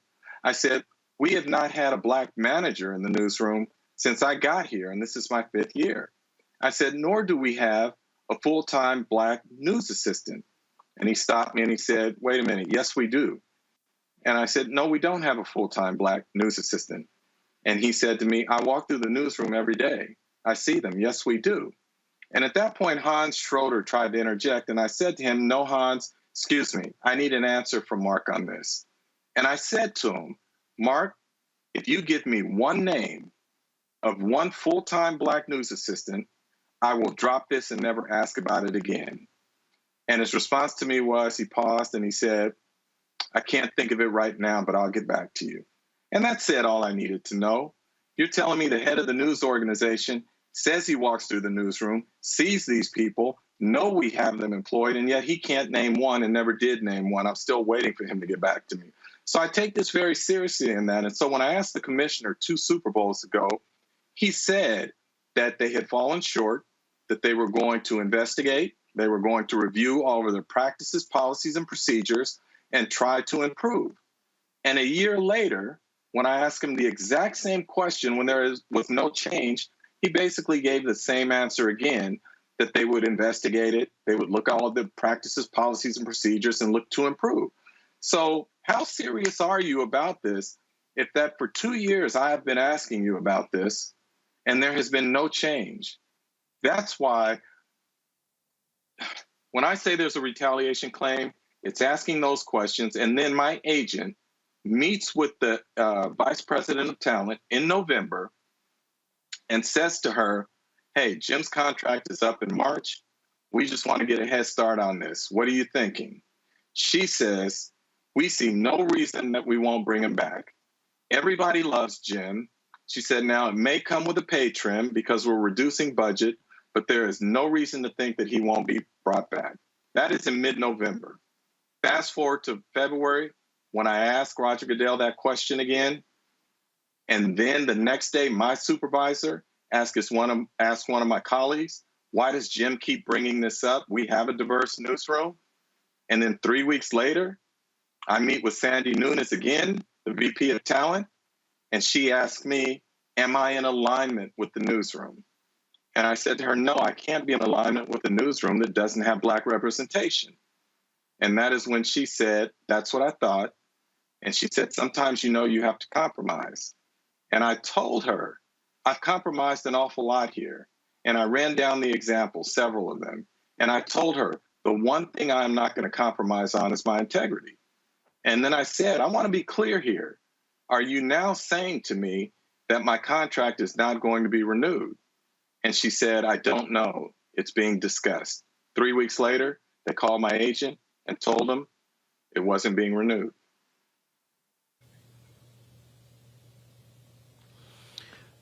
What trips me out is you're a reporter. So for you to continue to press them on the reality of the newsroom, they act like you can't do research. And so to say, oh, no, Jim, you're wrong. No, I see it. And then when you're like, okay, fine, give me a name. Just say, all right, give me a name. Just one. Full-time person. And they haven't. They simply can't. And I love what your attorneys actually said in this, where they said that, oh, guess what? Jim is not like the players. Something goes down. Ain't no arbitration forced to mediation. No, we want to take this to a jury. Yep. No, and that's, the one thing that's positive here. They can't push us off to arbitration like they've done with Brian Flores in many of the aspects of his case. So, the disappointing thing here is, Roland, I really tried to work internally for positive change. And yet I raised these concerns, particularly say to the commissioner, do you think that anyone from the league office ever got back to me over that year and a half? Not one person ever reached out to me and said, let's have a conversation about this and see what we can do. And the frustrating part here is not only were they making, unwilling to address this issue within the newsroom, when it came to our reporting, we simply weren't allowed, or I wasn't allowed. I'm a columnist. I'm supposed to give my informed opinion on things. And when I tried to, if it was negative or if it was going to be critical of owners of the league office, I had to go out of my way to both sides of the issue to be able to run the story. And so that became very difficult because I said to them at one point, I feel like I'm losing my voice. Like I can't say what I want to say because you all are going to make me go get another aspect of this or get the other side of this. And it doesn't matter that in one instance I was quoting a half dozen former black coaches about something that took place. And then they're saying to me, well, we need a comment from Paul Tagliabue in this. And I would say, why do we need a comment from Paul Tagliabue? These men are giving their experiences about what happened. This is their story. Well, no, Paul might remember it differently. And that's when I told them, why are we continuing to both sides these issues? Lastly, I'll say this in terms of coverage. And I can give you stories where the league put its thumb on coverage of things that were taking place. But when I interviewed for the job, I was concerned about this. And so I said to Mark Quinzel, how do you all handle it when there is a controversial story regarding the owners or the league? And Mark Quinzel said to me, we will always report the news. We might not opine on it, but we will report it. And I said, cool, that's all I needed to hear. I just want to know that we will report the news. In my naivete, what I found out is what that meant is if outside news sources knew about something controversial and they were reporting on it as it relates to the league office or the owners, we would report it. But if we knew about it and no one on the outside knew, then we weren't going to report it. And that goes back to the alleged comment to Terry Pegula, which a colleague of mine made during a Zoom call with 40 plus other members of the newsroom on that call. And then my comments or my interaction with Jerry Jones, where I have the text messages where I was told to stand down. So they can say what they want and they can say that they're an independent arm and all of that stuff. They are not. When it comes to players, when it comes to coaches, when it comes to teams, general managers, yes, they're all fair game. When it comes to owners or the league office, that's a completely different matter. You talked about Terry Pegula making that comment. He issued this statement here. The statement attributed to me in Mr. Trotter's complaint is absolutely false. I am horrified that anyone would connect me to an allegation of this kind. Racism has no place in our society, and I am personally disgusted that my name is associated with this complaint. Roland, let's be clear here. A lot of people don't read. They read headlines and don't read stories, or they don't read lawsuits. And I've seen where people have attributed this comment, this quote, to me, as if Terry Pegula said it to me. Again, this quote came from an NFL Network reporter on a Zoom call with 40 of us. And when this reporter told the group about this comment, this alleged comment, business went on as usual. We got to the end of the Zoom call and no one said anything about it. And I raised my hand and I said, hold on, before we go, are we not going to address what we just heard here? And I was told by our managers, this is the first we're hearing of it. We want to talk to the reporter and we will go from there. I said, cool. I checked back in a day or two later. I was told that New York was made aware of it and New York was investigating it. Every week or so, every other week, I would ask, where are we at on this? Where are we at on this? And over a course of more than months, I was finally told, I have an answer for you and you're not going to like it. And I said, well, what's the answer? And I was told the answer is, they said it's an HR matter and that's it. And I said, oh, so you're telling me it's going to be swept under the rug? And I was told, I'm just telling you what I was told. And that was it for the Pegula investigation. And remember, this is the same owner who, when he sat down with members of the Player Coalition to talk about a partnership between the Players Coalition and the NFL, and he was talking about the public relations aspect and said to the players, we need a black face to be the front of this. So it's really a stretch to believe that Pegula might have said something like this. It is not in my mind. Jim, hold tight 1 second. Going to a break. We come back. My panelists got some questions for you as well. We'll continue this conversation. Folks, we're talking with Jim Trotter.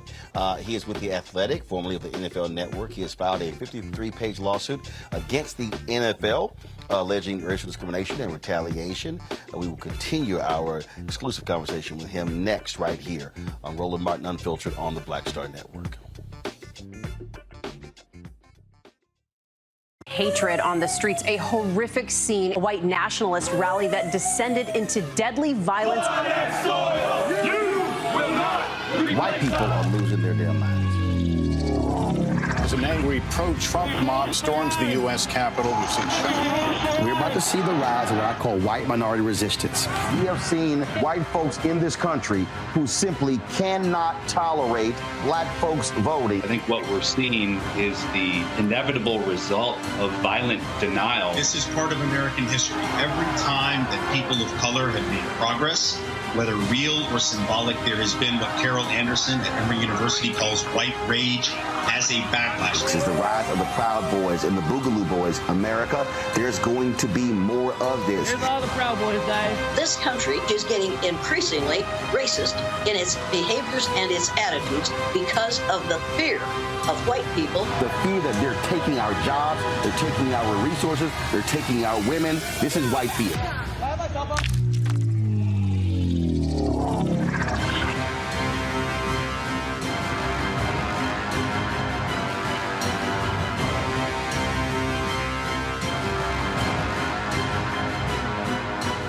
On a next, A Balanced Life with me, Dr. Jackie, we're going to be talking about common sense. We think that people have it, know how to use it, but it is something that people often have to learn. The truth is, most of us are not born with it, and we need to teach common sense, embrace it, and give it to those who need it most, our kids. So I always tell teachers to listen out to what conversations the students are having about what they're getting from social media, and then let's get ahead of it and have the appropriate conversations with them. On a next, A Balanced Life with me, Dr. Jackie, here at Black Star Network.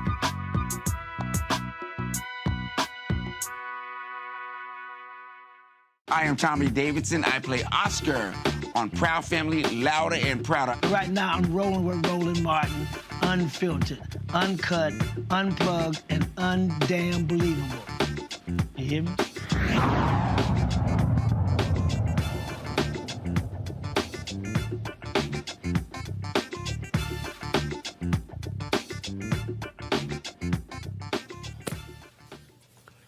Welcome back to Roland Martin Unfiltered right here on the Black Star Network. We're talking with Jim Trotter, who is with The Athletic, longtime journalist, spent 5 years with the NFL Network.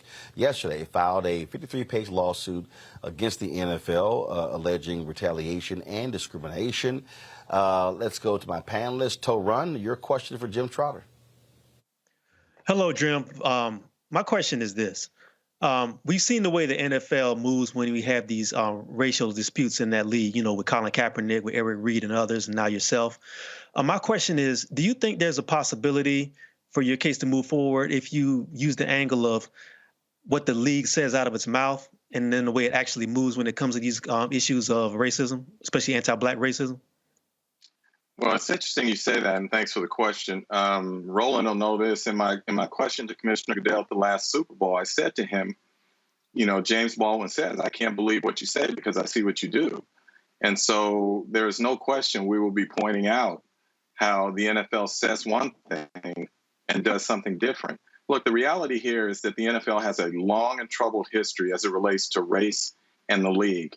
We can go back to the 1930s and 40s where blacks were literally banned from the league for a dozen years. We can move on to, the 50s, 60s, and 70s where we weren't allowed to play certain positions because they said they were thinking man's positions and they felt that we couldn't handle those positions.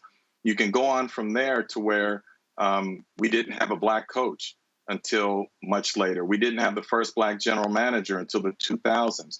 Then we can move forward to recent years where we can talk about the use of race norming and trying to settle cases in the concussion settlement, and then we go on now to the fact that there are only 3 Black head coaches who identify as Black, 3 head coaches who identify as Black in a league of 32 teams.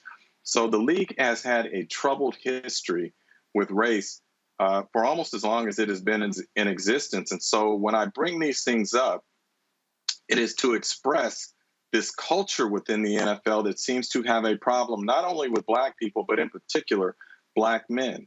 One of the things we tried to get from the league, or I tried to get from the league even when I was there, were the promotion and retention rate for Blacks within the league.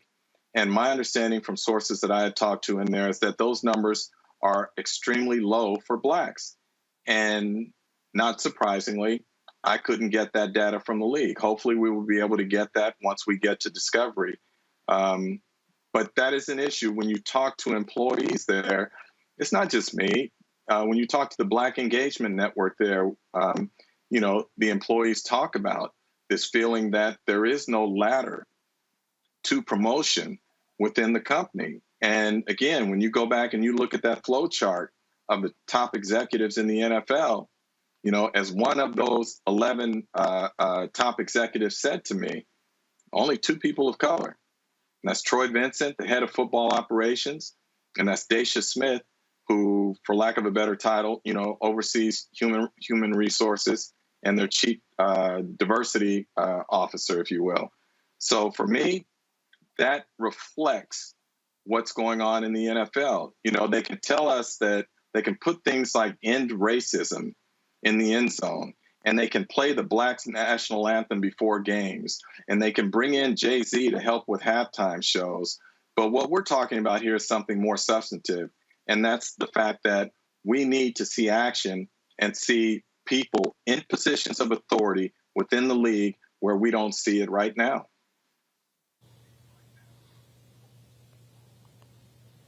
Rebecca. Thank you.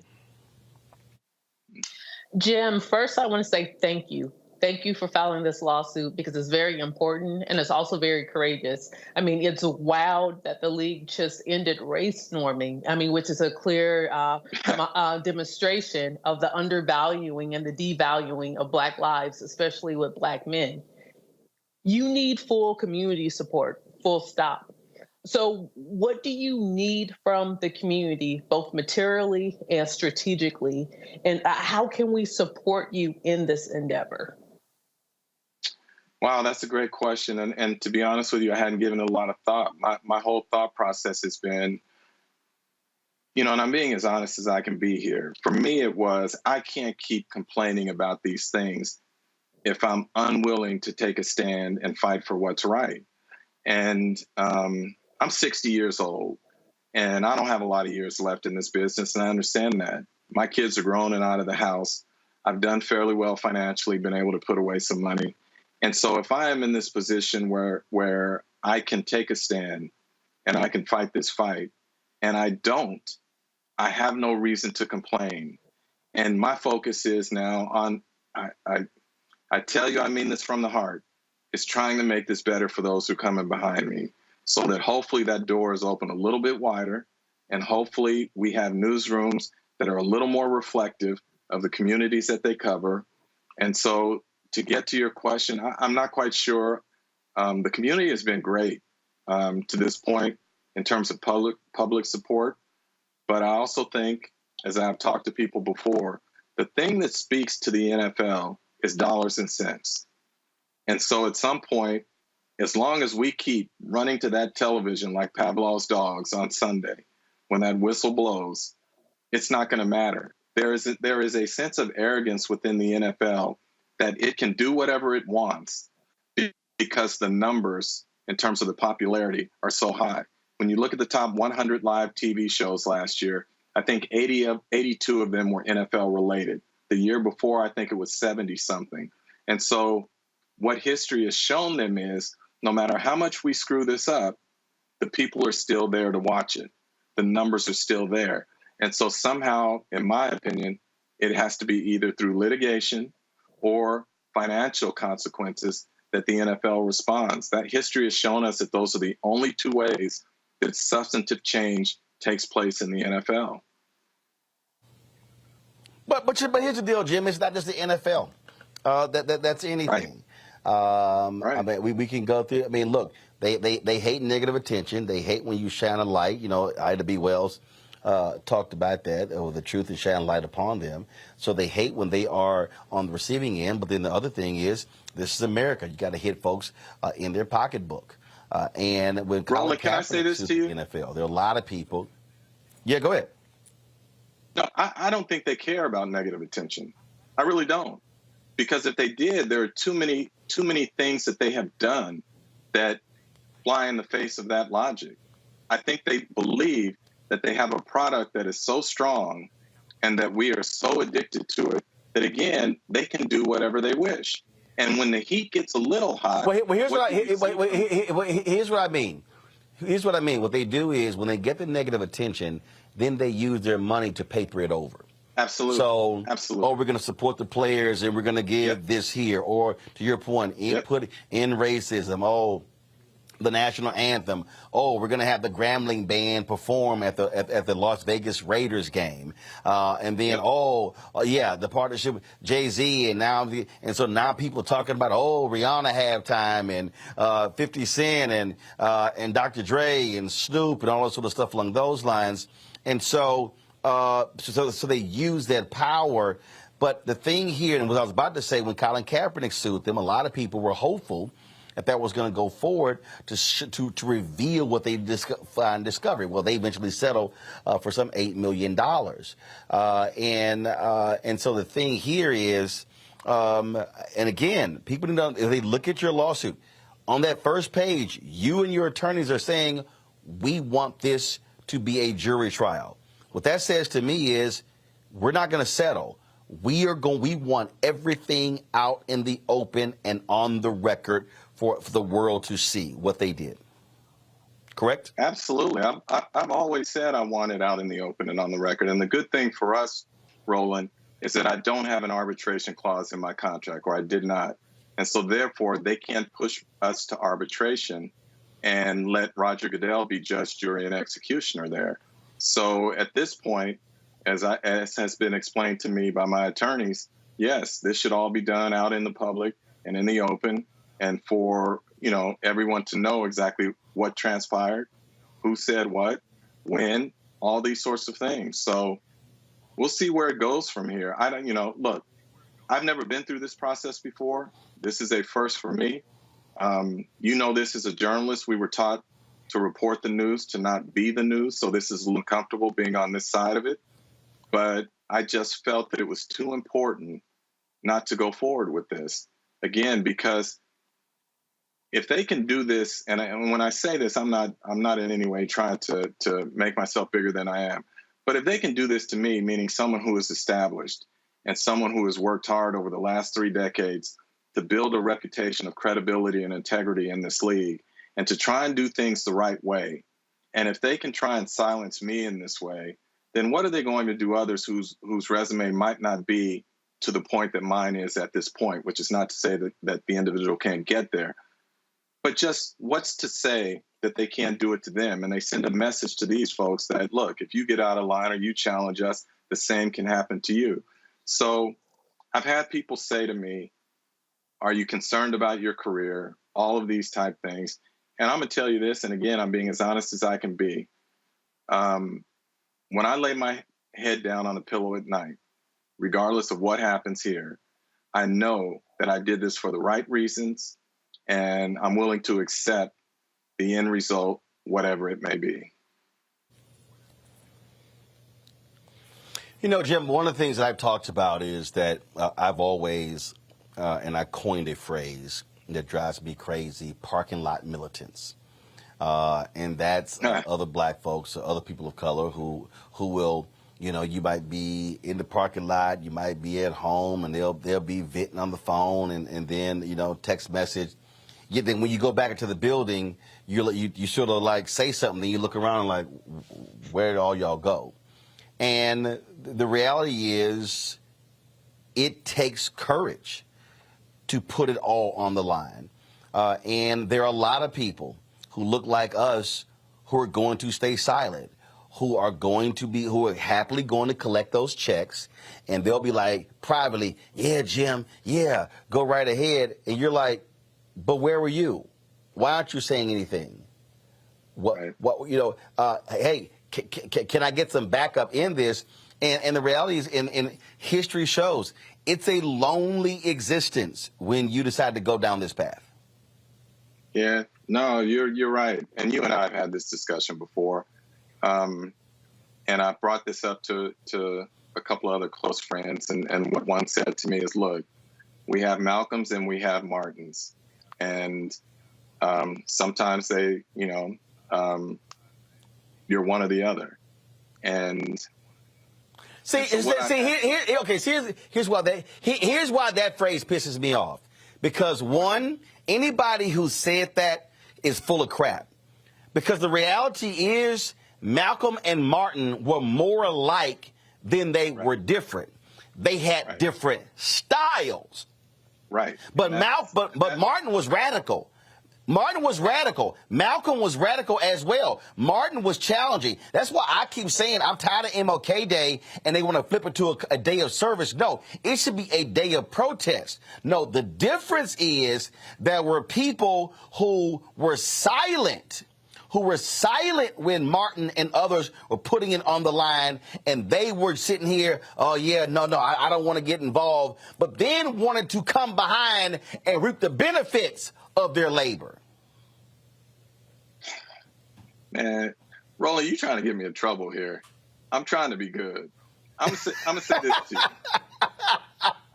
you. The show is called Unfiltered. I feel you, but you know, I got a lawsuit going on here. I'm gonna say this to you. I understand. I'm gonna say this to you. Let me just put it this way. It has not gone unnoticed to me who I have heard from since I filed this lawsuit and who I have not heard from. And I will just leave it at that. But you know what?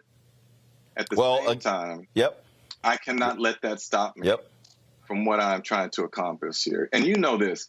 When we were at NABJ back in August, and, you know, my wife was there with me and whatnot, and it was one of the few times she had been at an event like this and whatnot. And, you know, after it was over and people want to come up and talk to you and those sorts of things. And I was busy with a few folks, and there were some young journalists who wanted to talk but felt a little intimidated. And so they were waiting, and then they were going to leave feeling like I wouldn't have time for them. And my wife told them, no, stay. And so when it was all over, she said to me, you know, you really made an impact on these young people. And at the end of the day, that's what this is all about, right? Trying to make this better for them, you know, and trying to show them that there's a way. And so when my wife told me that, I'm not going to lie to you. I mean, that just inspired me to go forward, or made me even more resolute in what I was doing, to say that this is that important, you know, and I don't want to make it more than what it is and all that sort of stuff. But from a personal standpoint, what little bit I can do in my corner of the world, it is important for me to fight this fight. Oh, it is. And I think people need to understand that whether you're fighting it by filing a lawsuit, whether you're fighting it by asking those questions publicly, whether you're fighting it by literally challenging folks inside of those newsrooms, it matters. Look, like I remember, I made it clear. I knew in my 6 years at CNN that I was not going to personally benefit for the advocacy that I was involved in. And I remember when they promoted a couple of people, and then the black anchors, and I'll say it, Suzanne Malveaux and Frederica Whitfield and T.J. Holmes and Don Lemon, they were all upset, and they wanted to meet with the bosses, and they had a conversation with a black exec in New York, and she said to them, they ain't meeting with y'all unless Roland and Soledad in the room. And they were like, well, you know, Roland's too radical. And she said, do you understand that brother's taking a whole bunch of arrows? And she said, y'all are going to benefit from the stuff that he's doing. And what ended up happening was I demanded a meeting with the top leadership. They agreed to it, Jim. But then they went, no. So we want to meet separately with you from them because they're full-time and you're not. I started laughing by saying, okay, I got an office in New York. I got a CNN phone. I got business cards, got all of that. Are y'all serious? And then I said I wasn't going to meet with them. But then when I did, I said I want the worldwide CEO there. I want the CNN, the number 2 there, the head of sales, the head of HLN. And somebody was like, you just making demands? I said, no, I wanted them to understand that if we were going to meet, we were going to meet. And I challenged them point blank. And what I say to people is, look, I get it. I get the whole deal of it's a job, and for many of us, we've never had jobs that paid this amount of money. It provides a level of security for our family, but it's what you said about those young people, and that is somebody has to fight the fight today, so someone tomorrow doesn't have to. Absolutely. Absolutely. You know, you made me think of something when you were talking about that meeting. So at the NFL, they have the Black Engagement Network, right, which is a group of Black employees throughout the company and whatnot. And there was an opening at one point for one of the leadership positions, I think 1 or 2 leadership positions. And so I remember asking a person who had been a part of the group for a long time before I got there and whatnot. And I said, I think I want to run for one of those positions, because in that position, you talk directly with the leadership at the NFL in New York. And this still sticks with me. I will never forget this person said to me, no, you'll be better off as a consultant rather than a leadership position. And when I asked why, basically cutting to the chase, it was that I was too direct and I was considered too antagonistic, I guess you could say, to be dealing with the New York office. And you know, that really hurt a little bit, Roland, because I'm like, I'm out here fighting for us. And, you know, and you're going to tell me that we got to be, you know, go in and be, you know, can we all just get along and whatnot? So I'll tell you a story, true story. So they said we were going to have a town hall meeting, virtual town hall meeting with the commissioner. And I remember that, you know, Black employees were complaining about the lack of promotions and retention because we were losing a lot of Black employees and they weren't being promoted. So I said to a couple of people in the group, I said, look, if we really want to make a statement to Roger Goodell and the NFL, I said, when they have that town hall meeting, I said, no Black person show up. I said, that would get their attention and let them know that we are serious about this. Didn't happen. I didn't show up, but others did. So I'm like, there is no progress without sacrifice. And that's the thing that people have to remember here. Like, people aren't just going to do things for you out of the goodness of their hearts. Like, you have to hold them accountable. The reason I'm sitting here laughing because I literally was text messaging some folks with the Texas A&M Black Former Student Network. We have an annual Aggie Impact Gala. And they sent me an email because as the honoree in the first year, they offer you free tickets.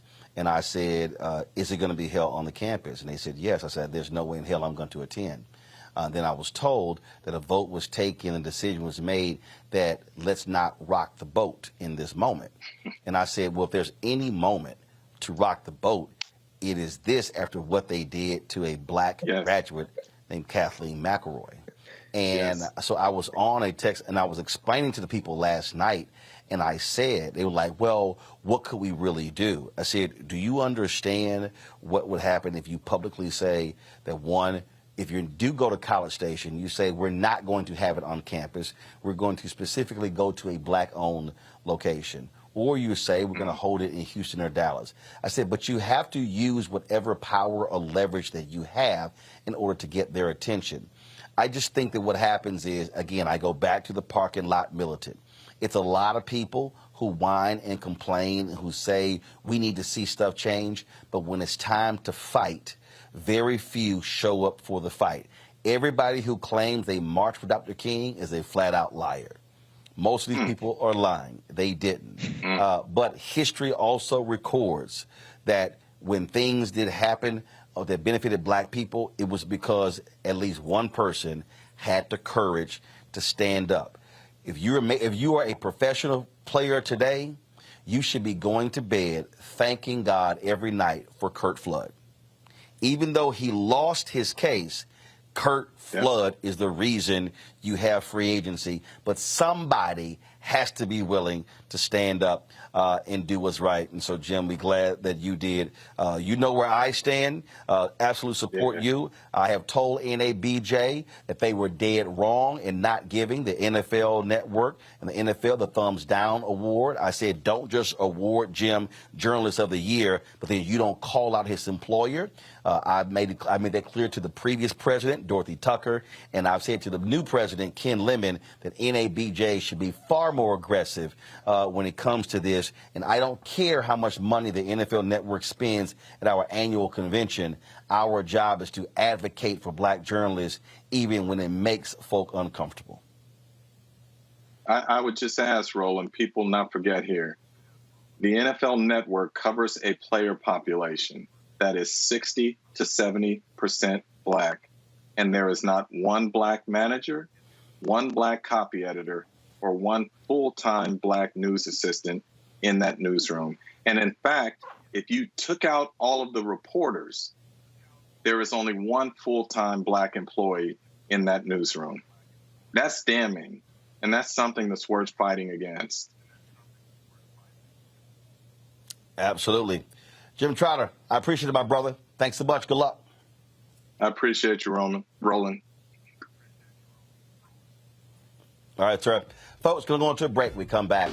We'll talk with Isaac Hayes III, the founder of Fanbase. The people at Clubhouse, the audio app, ooh, they not happy with this brother. Wait till we play for you this audio. And a perfect example of what happens when a brother is just building something and other folk just don't like it. When he speaks truth to power. You're watching Roland Martin Unfiltered right here on the Black Star Network. Back in a moment. President Biden has delivered for Black America. More funding for Black entrepreneurs. Millions of new good-paying jobs.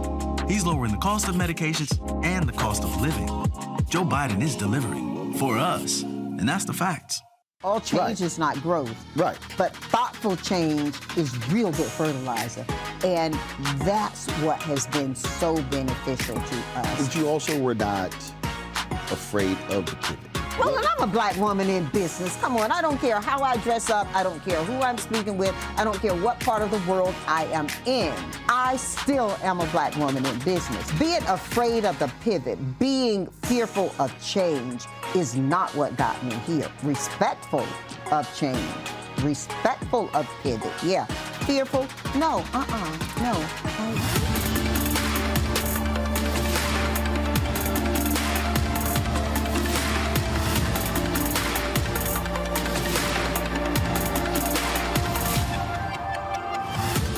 When you talk about blackness and what happens in black culture, we're about covering these things that matter to us, speaking to our issues and concerns. This is a genuine people-powered movement. There's a lot of stuff that we're not getting. You get it, and you spread the word. We wish to plead our own cause. Too long have others spoken for us. We cannot tell our own story if we can't pay for it. This is about covering us. Invest in black-owned media. Your dollars matter. We don't have to keep asking them to cover our stuff. So please support us in what we do, folks. We want to hit 2,000 people, $50 this month, raise $100,000. We're behind 100,000, so we want to hit that. Y'all money makes this possible. Check some money orders. Go to P.O. Box 57196, Washington, D.C. 20037-0196. The Cash App is $RM Unfiltered. PayPal is R Martin Unfiltered. Venmo is RM Unfiltered. Zelle is Roland at RolandSMartin.com. Hey, it's John Murray, the executive producer of the new Sherry Shepherd Talk Show. This is your boy, Earthquake. And you're tuned in to Roland Martin Unfiltered.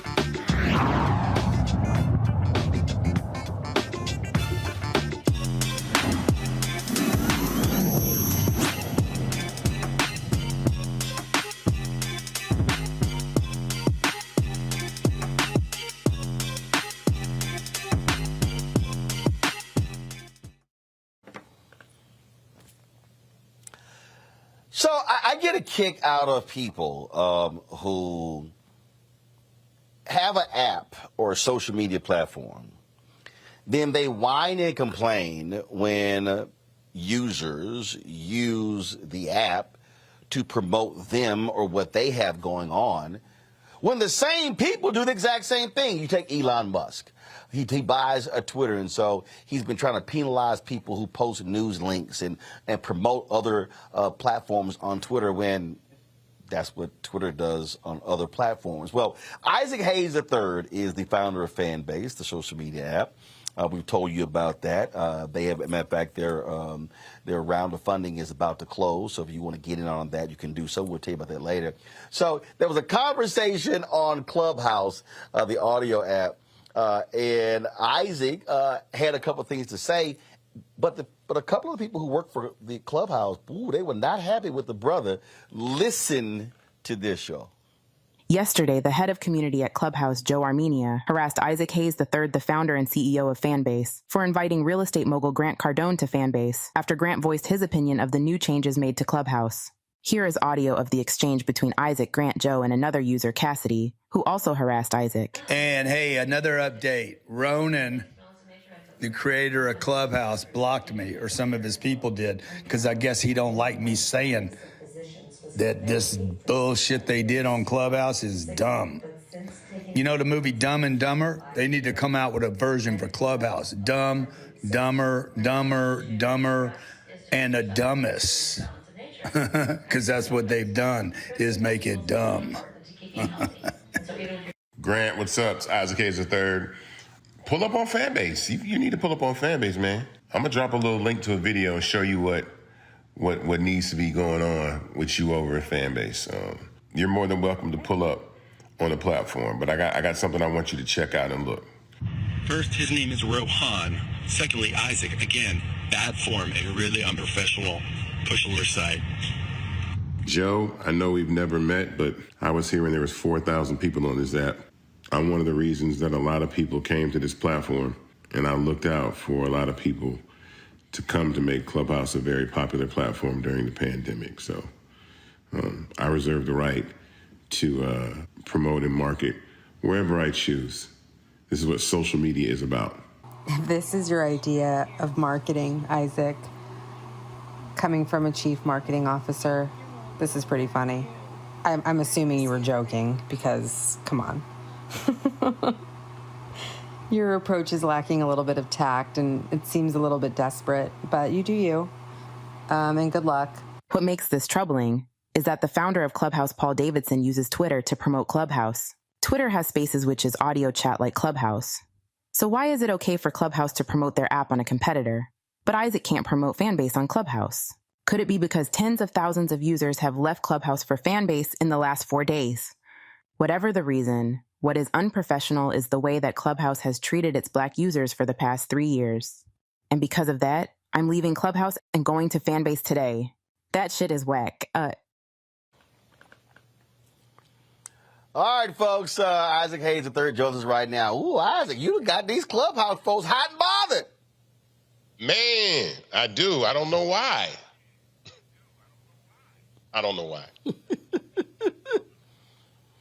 Well, again, so it's always interesting. Look, when apps make changes, some people don't like them. A lot of people are not liking what Clubhouse has done. And to your point, I mean, guess what? Facebook, they've got Twitter accounts, they've got Instagram accounts. All of these different people, cross share, and that's what they are. So for them to take aim at you for saying come over to Fanbase, that's childish and petty on their part. It also exposes their hand because I'd like for people to understand the differences between our platforms financially. Clubhouse has raised over $300 million and is valued at $4 billion. Fanbase, which is excellent, is valued at $85 million, and we raised about $9.5 million.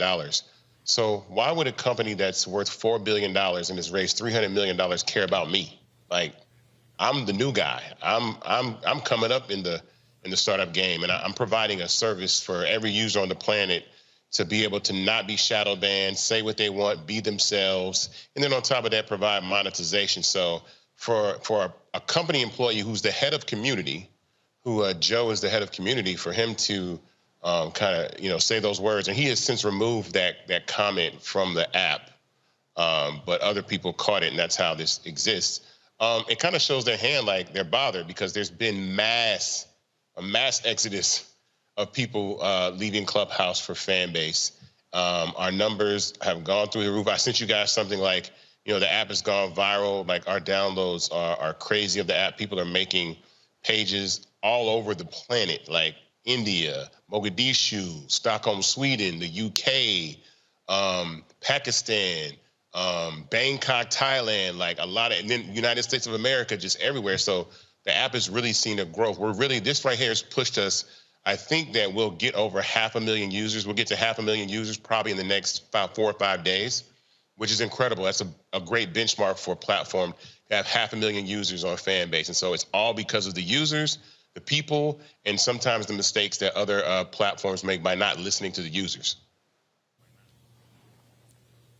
See, the thing that I love about this, again, you're right, they're showing their hand.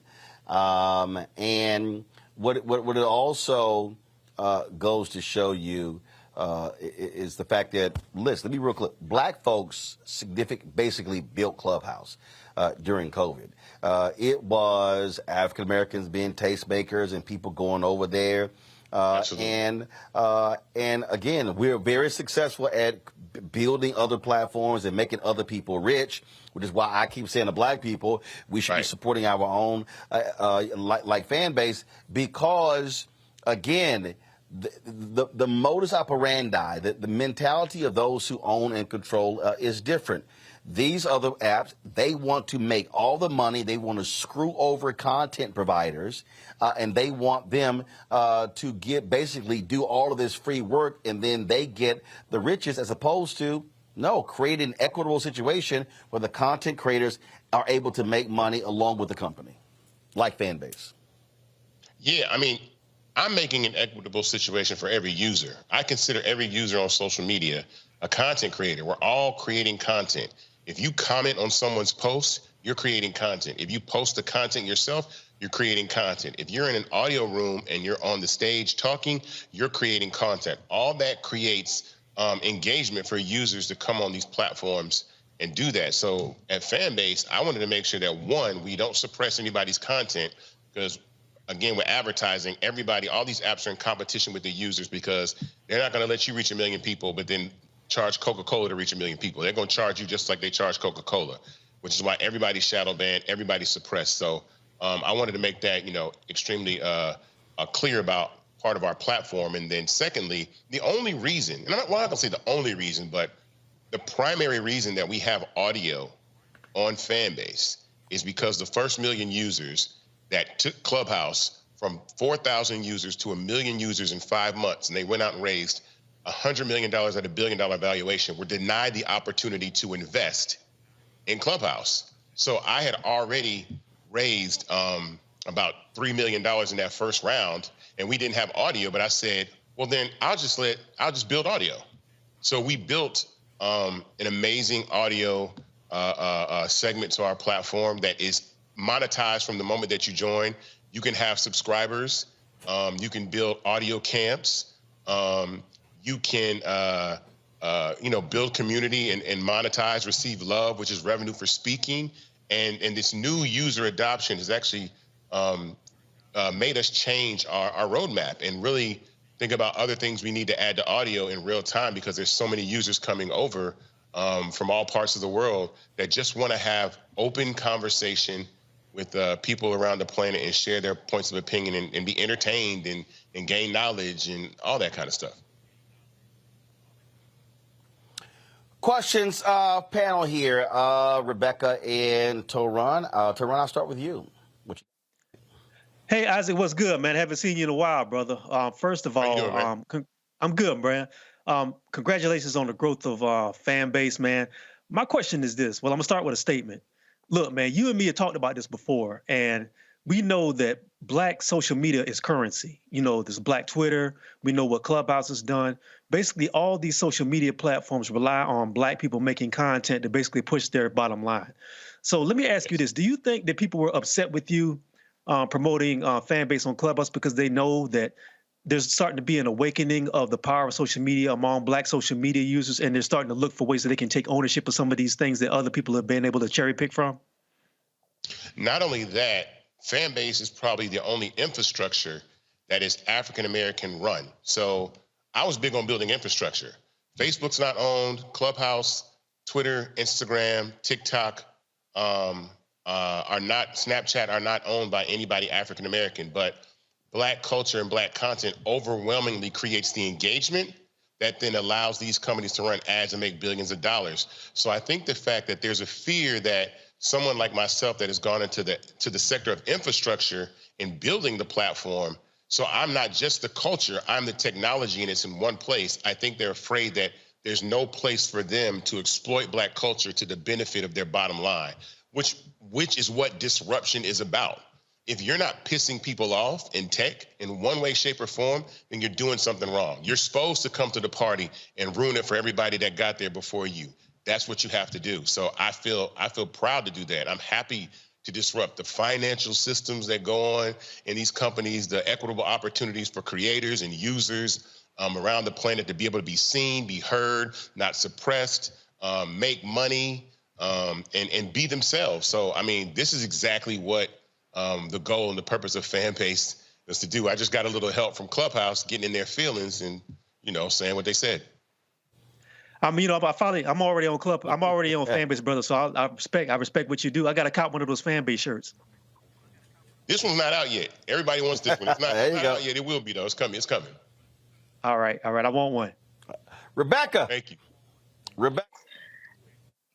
Hey, so congratulations on the uptick and your record growth that just happened over this weekend. I saw you push that out, so congratulations first. Also, you just kind of had like a Suge Knight moment. Like I was thinking about the Suge Knight speech of, hey, if you're sick and tired, it was almost like you went over there and said, hey, if you're sick and tired of your social media content providers suppressing your content, come on over to Fanbase. If you want to share revenue, come over on Fanbase. I mean, I think it's great. Can you talk more of what it's like being Black in tech and what disruption really looks like?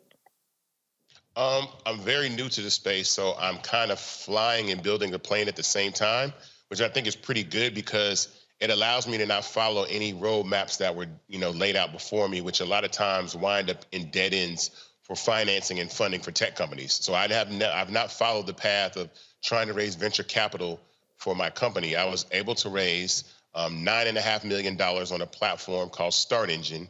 And anybody right now that is watching this or watches this later can go to startengine.com/fanbase and invest the minimum of $245 to actually have equity and own part of the platforms that they use. So our round closes at $5 million. We're at $3.7 million now.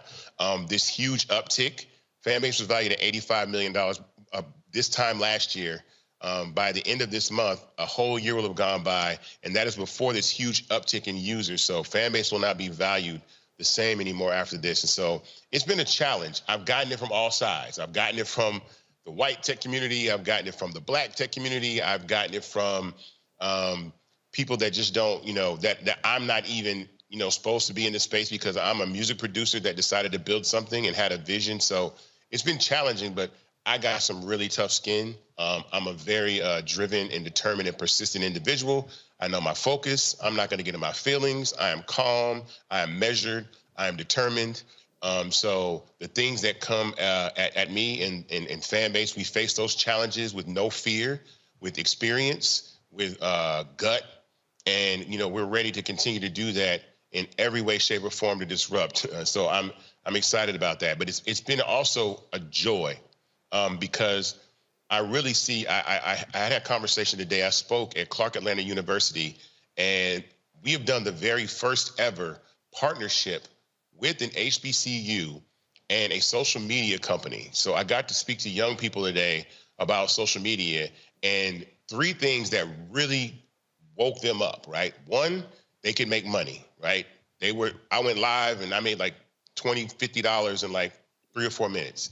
Secondly, they could start the platform by migrating their content from Instagram over to Fanbase. It still stays on Instagram, but you just pack your stuff up and move it over, and you can do the same on TikTok.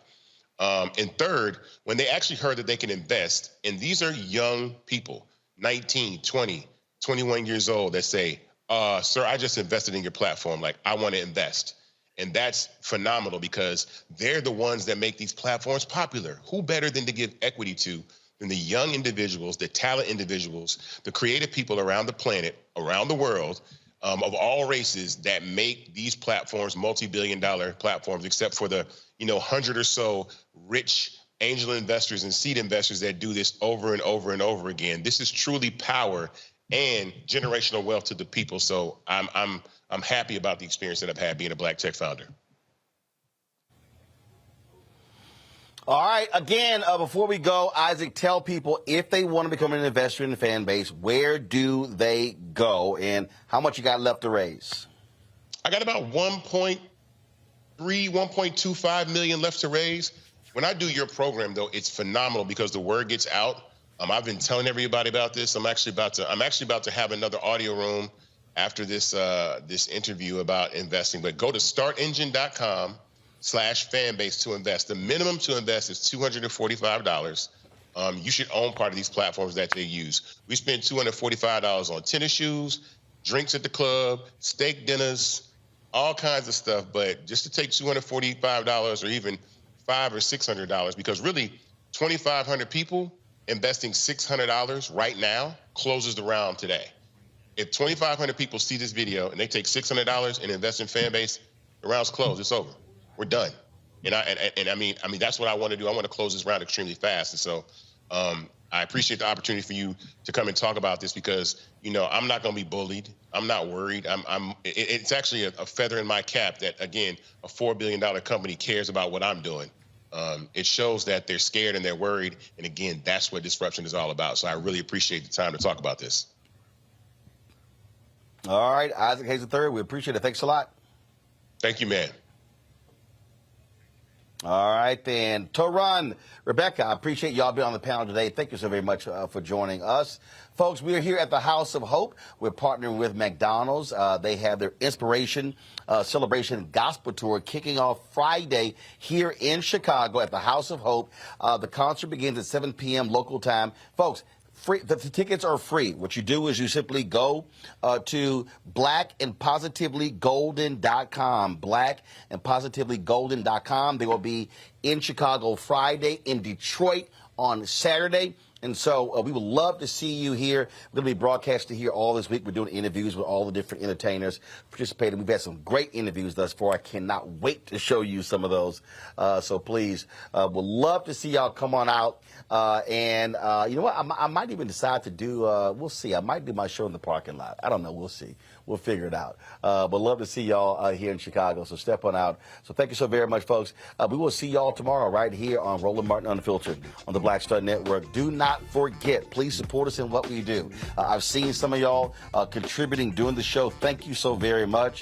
Saban Hatchett, Charles Slocum, they've all given doing the show. Let me see here. Nerese Cox, Debbie Stevens, William McKinnon, they've also given as well, and I appreciate all of the support the people have given via Cash App and all of the platforms. If you want to join our Bring the Funk fan club, again, we're about $400,000 behind. We want to close that gap because, again, we want to be able to reach our goals. See your checkout money orders to P.O. Box 57196, Washington, D.C., 20037-0196.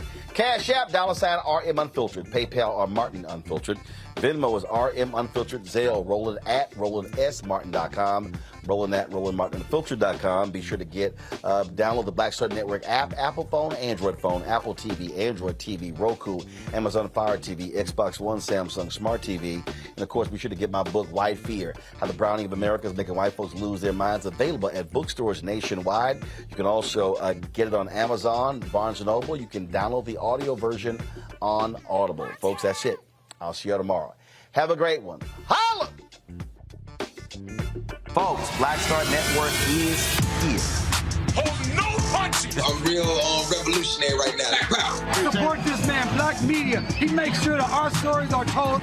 Thank you for being the voice of Black America, Roland. Stay black. I love y'all. All momentum we have now, we have to keep this going. The video looks phenomenal. See, this difference between Black Star Network and black-owned media and something like CNN. You can't be black-owned media and be scared. It's time to be smart. Bring your eyeballs home.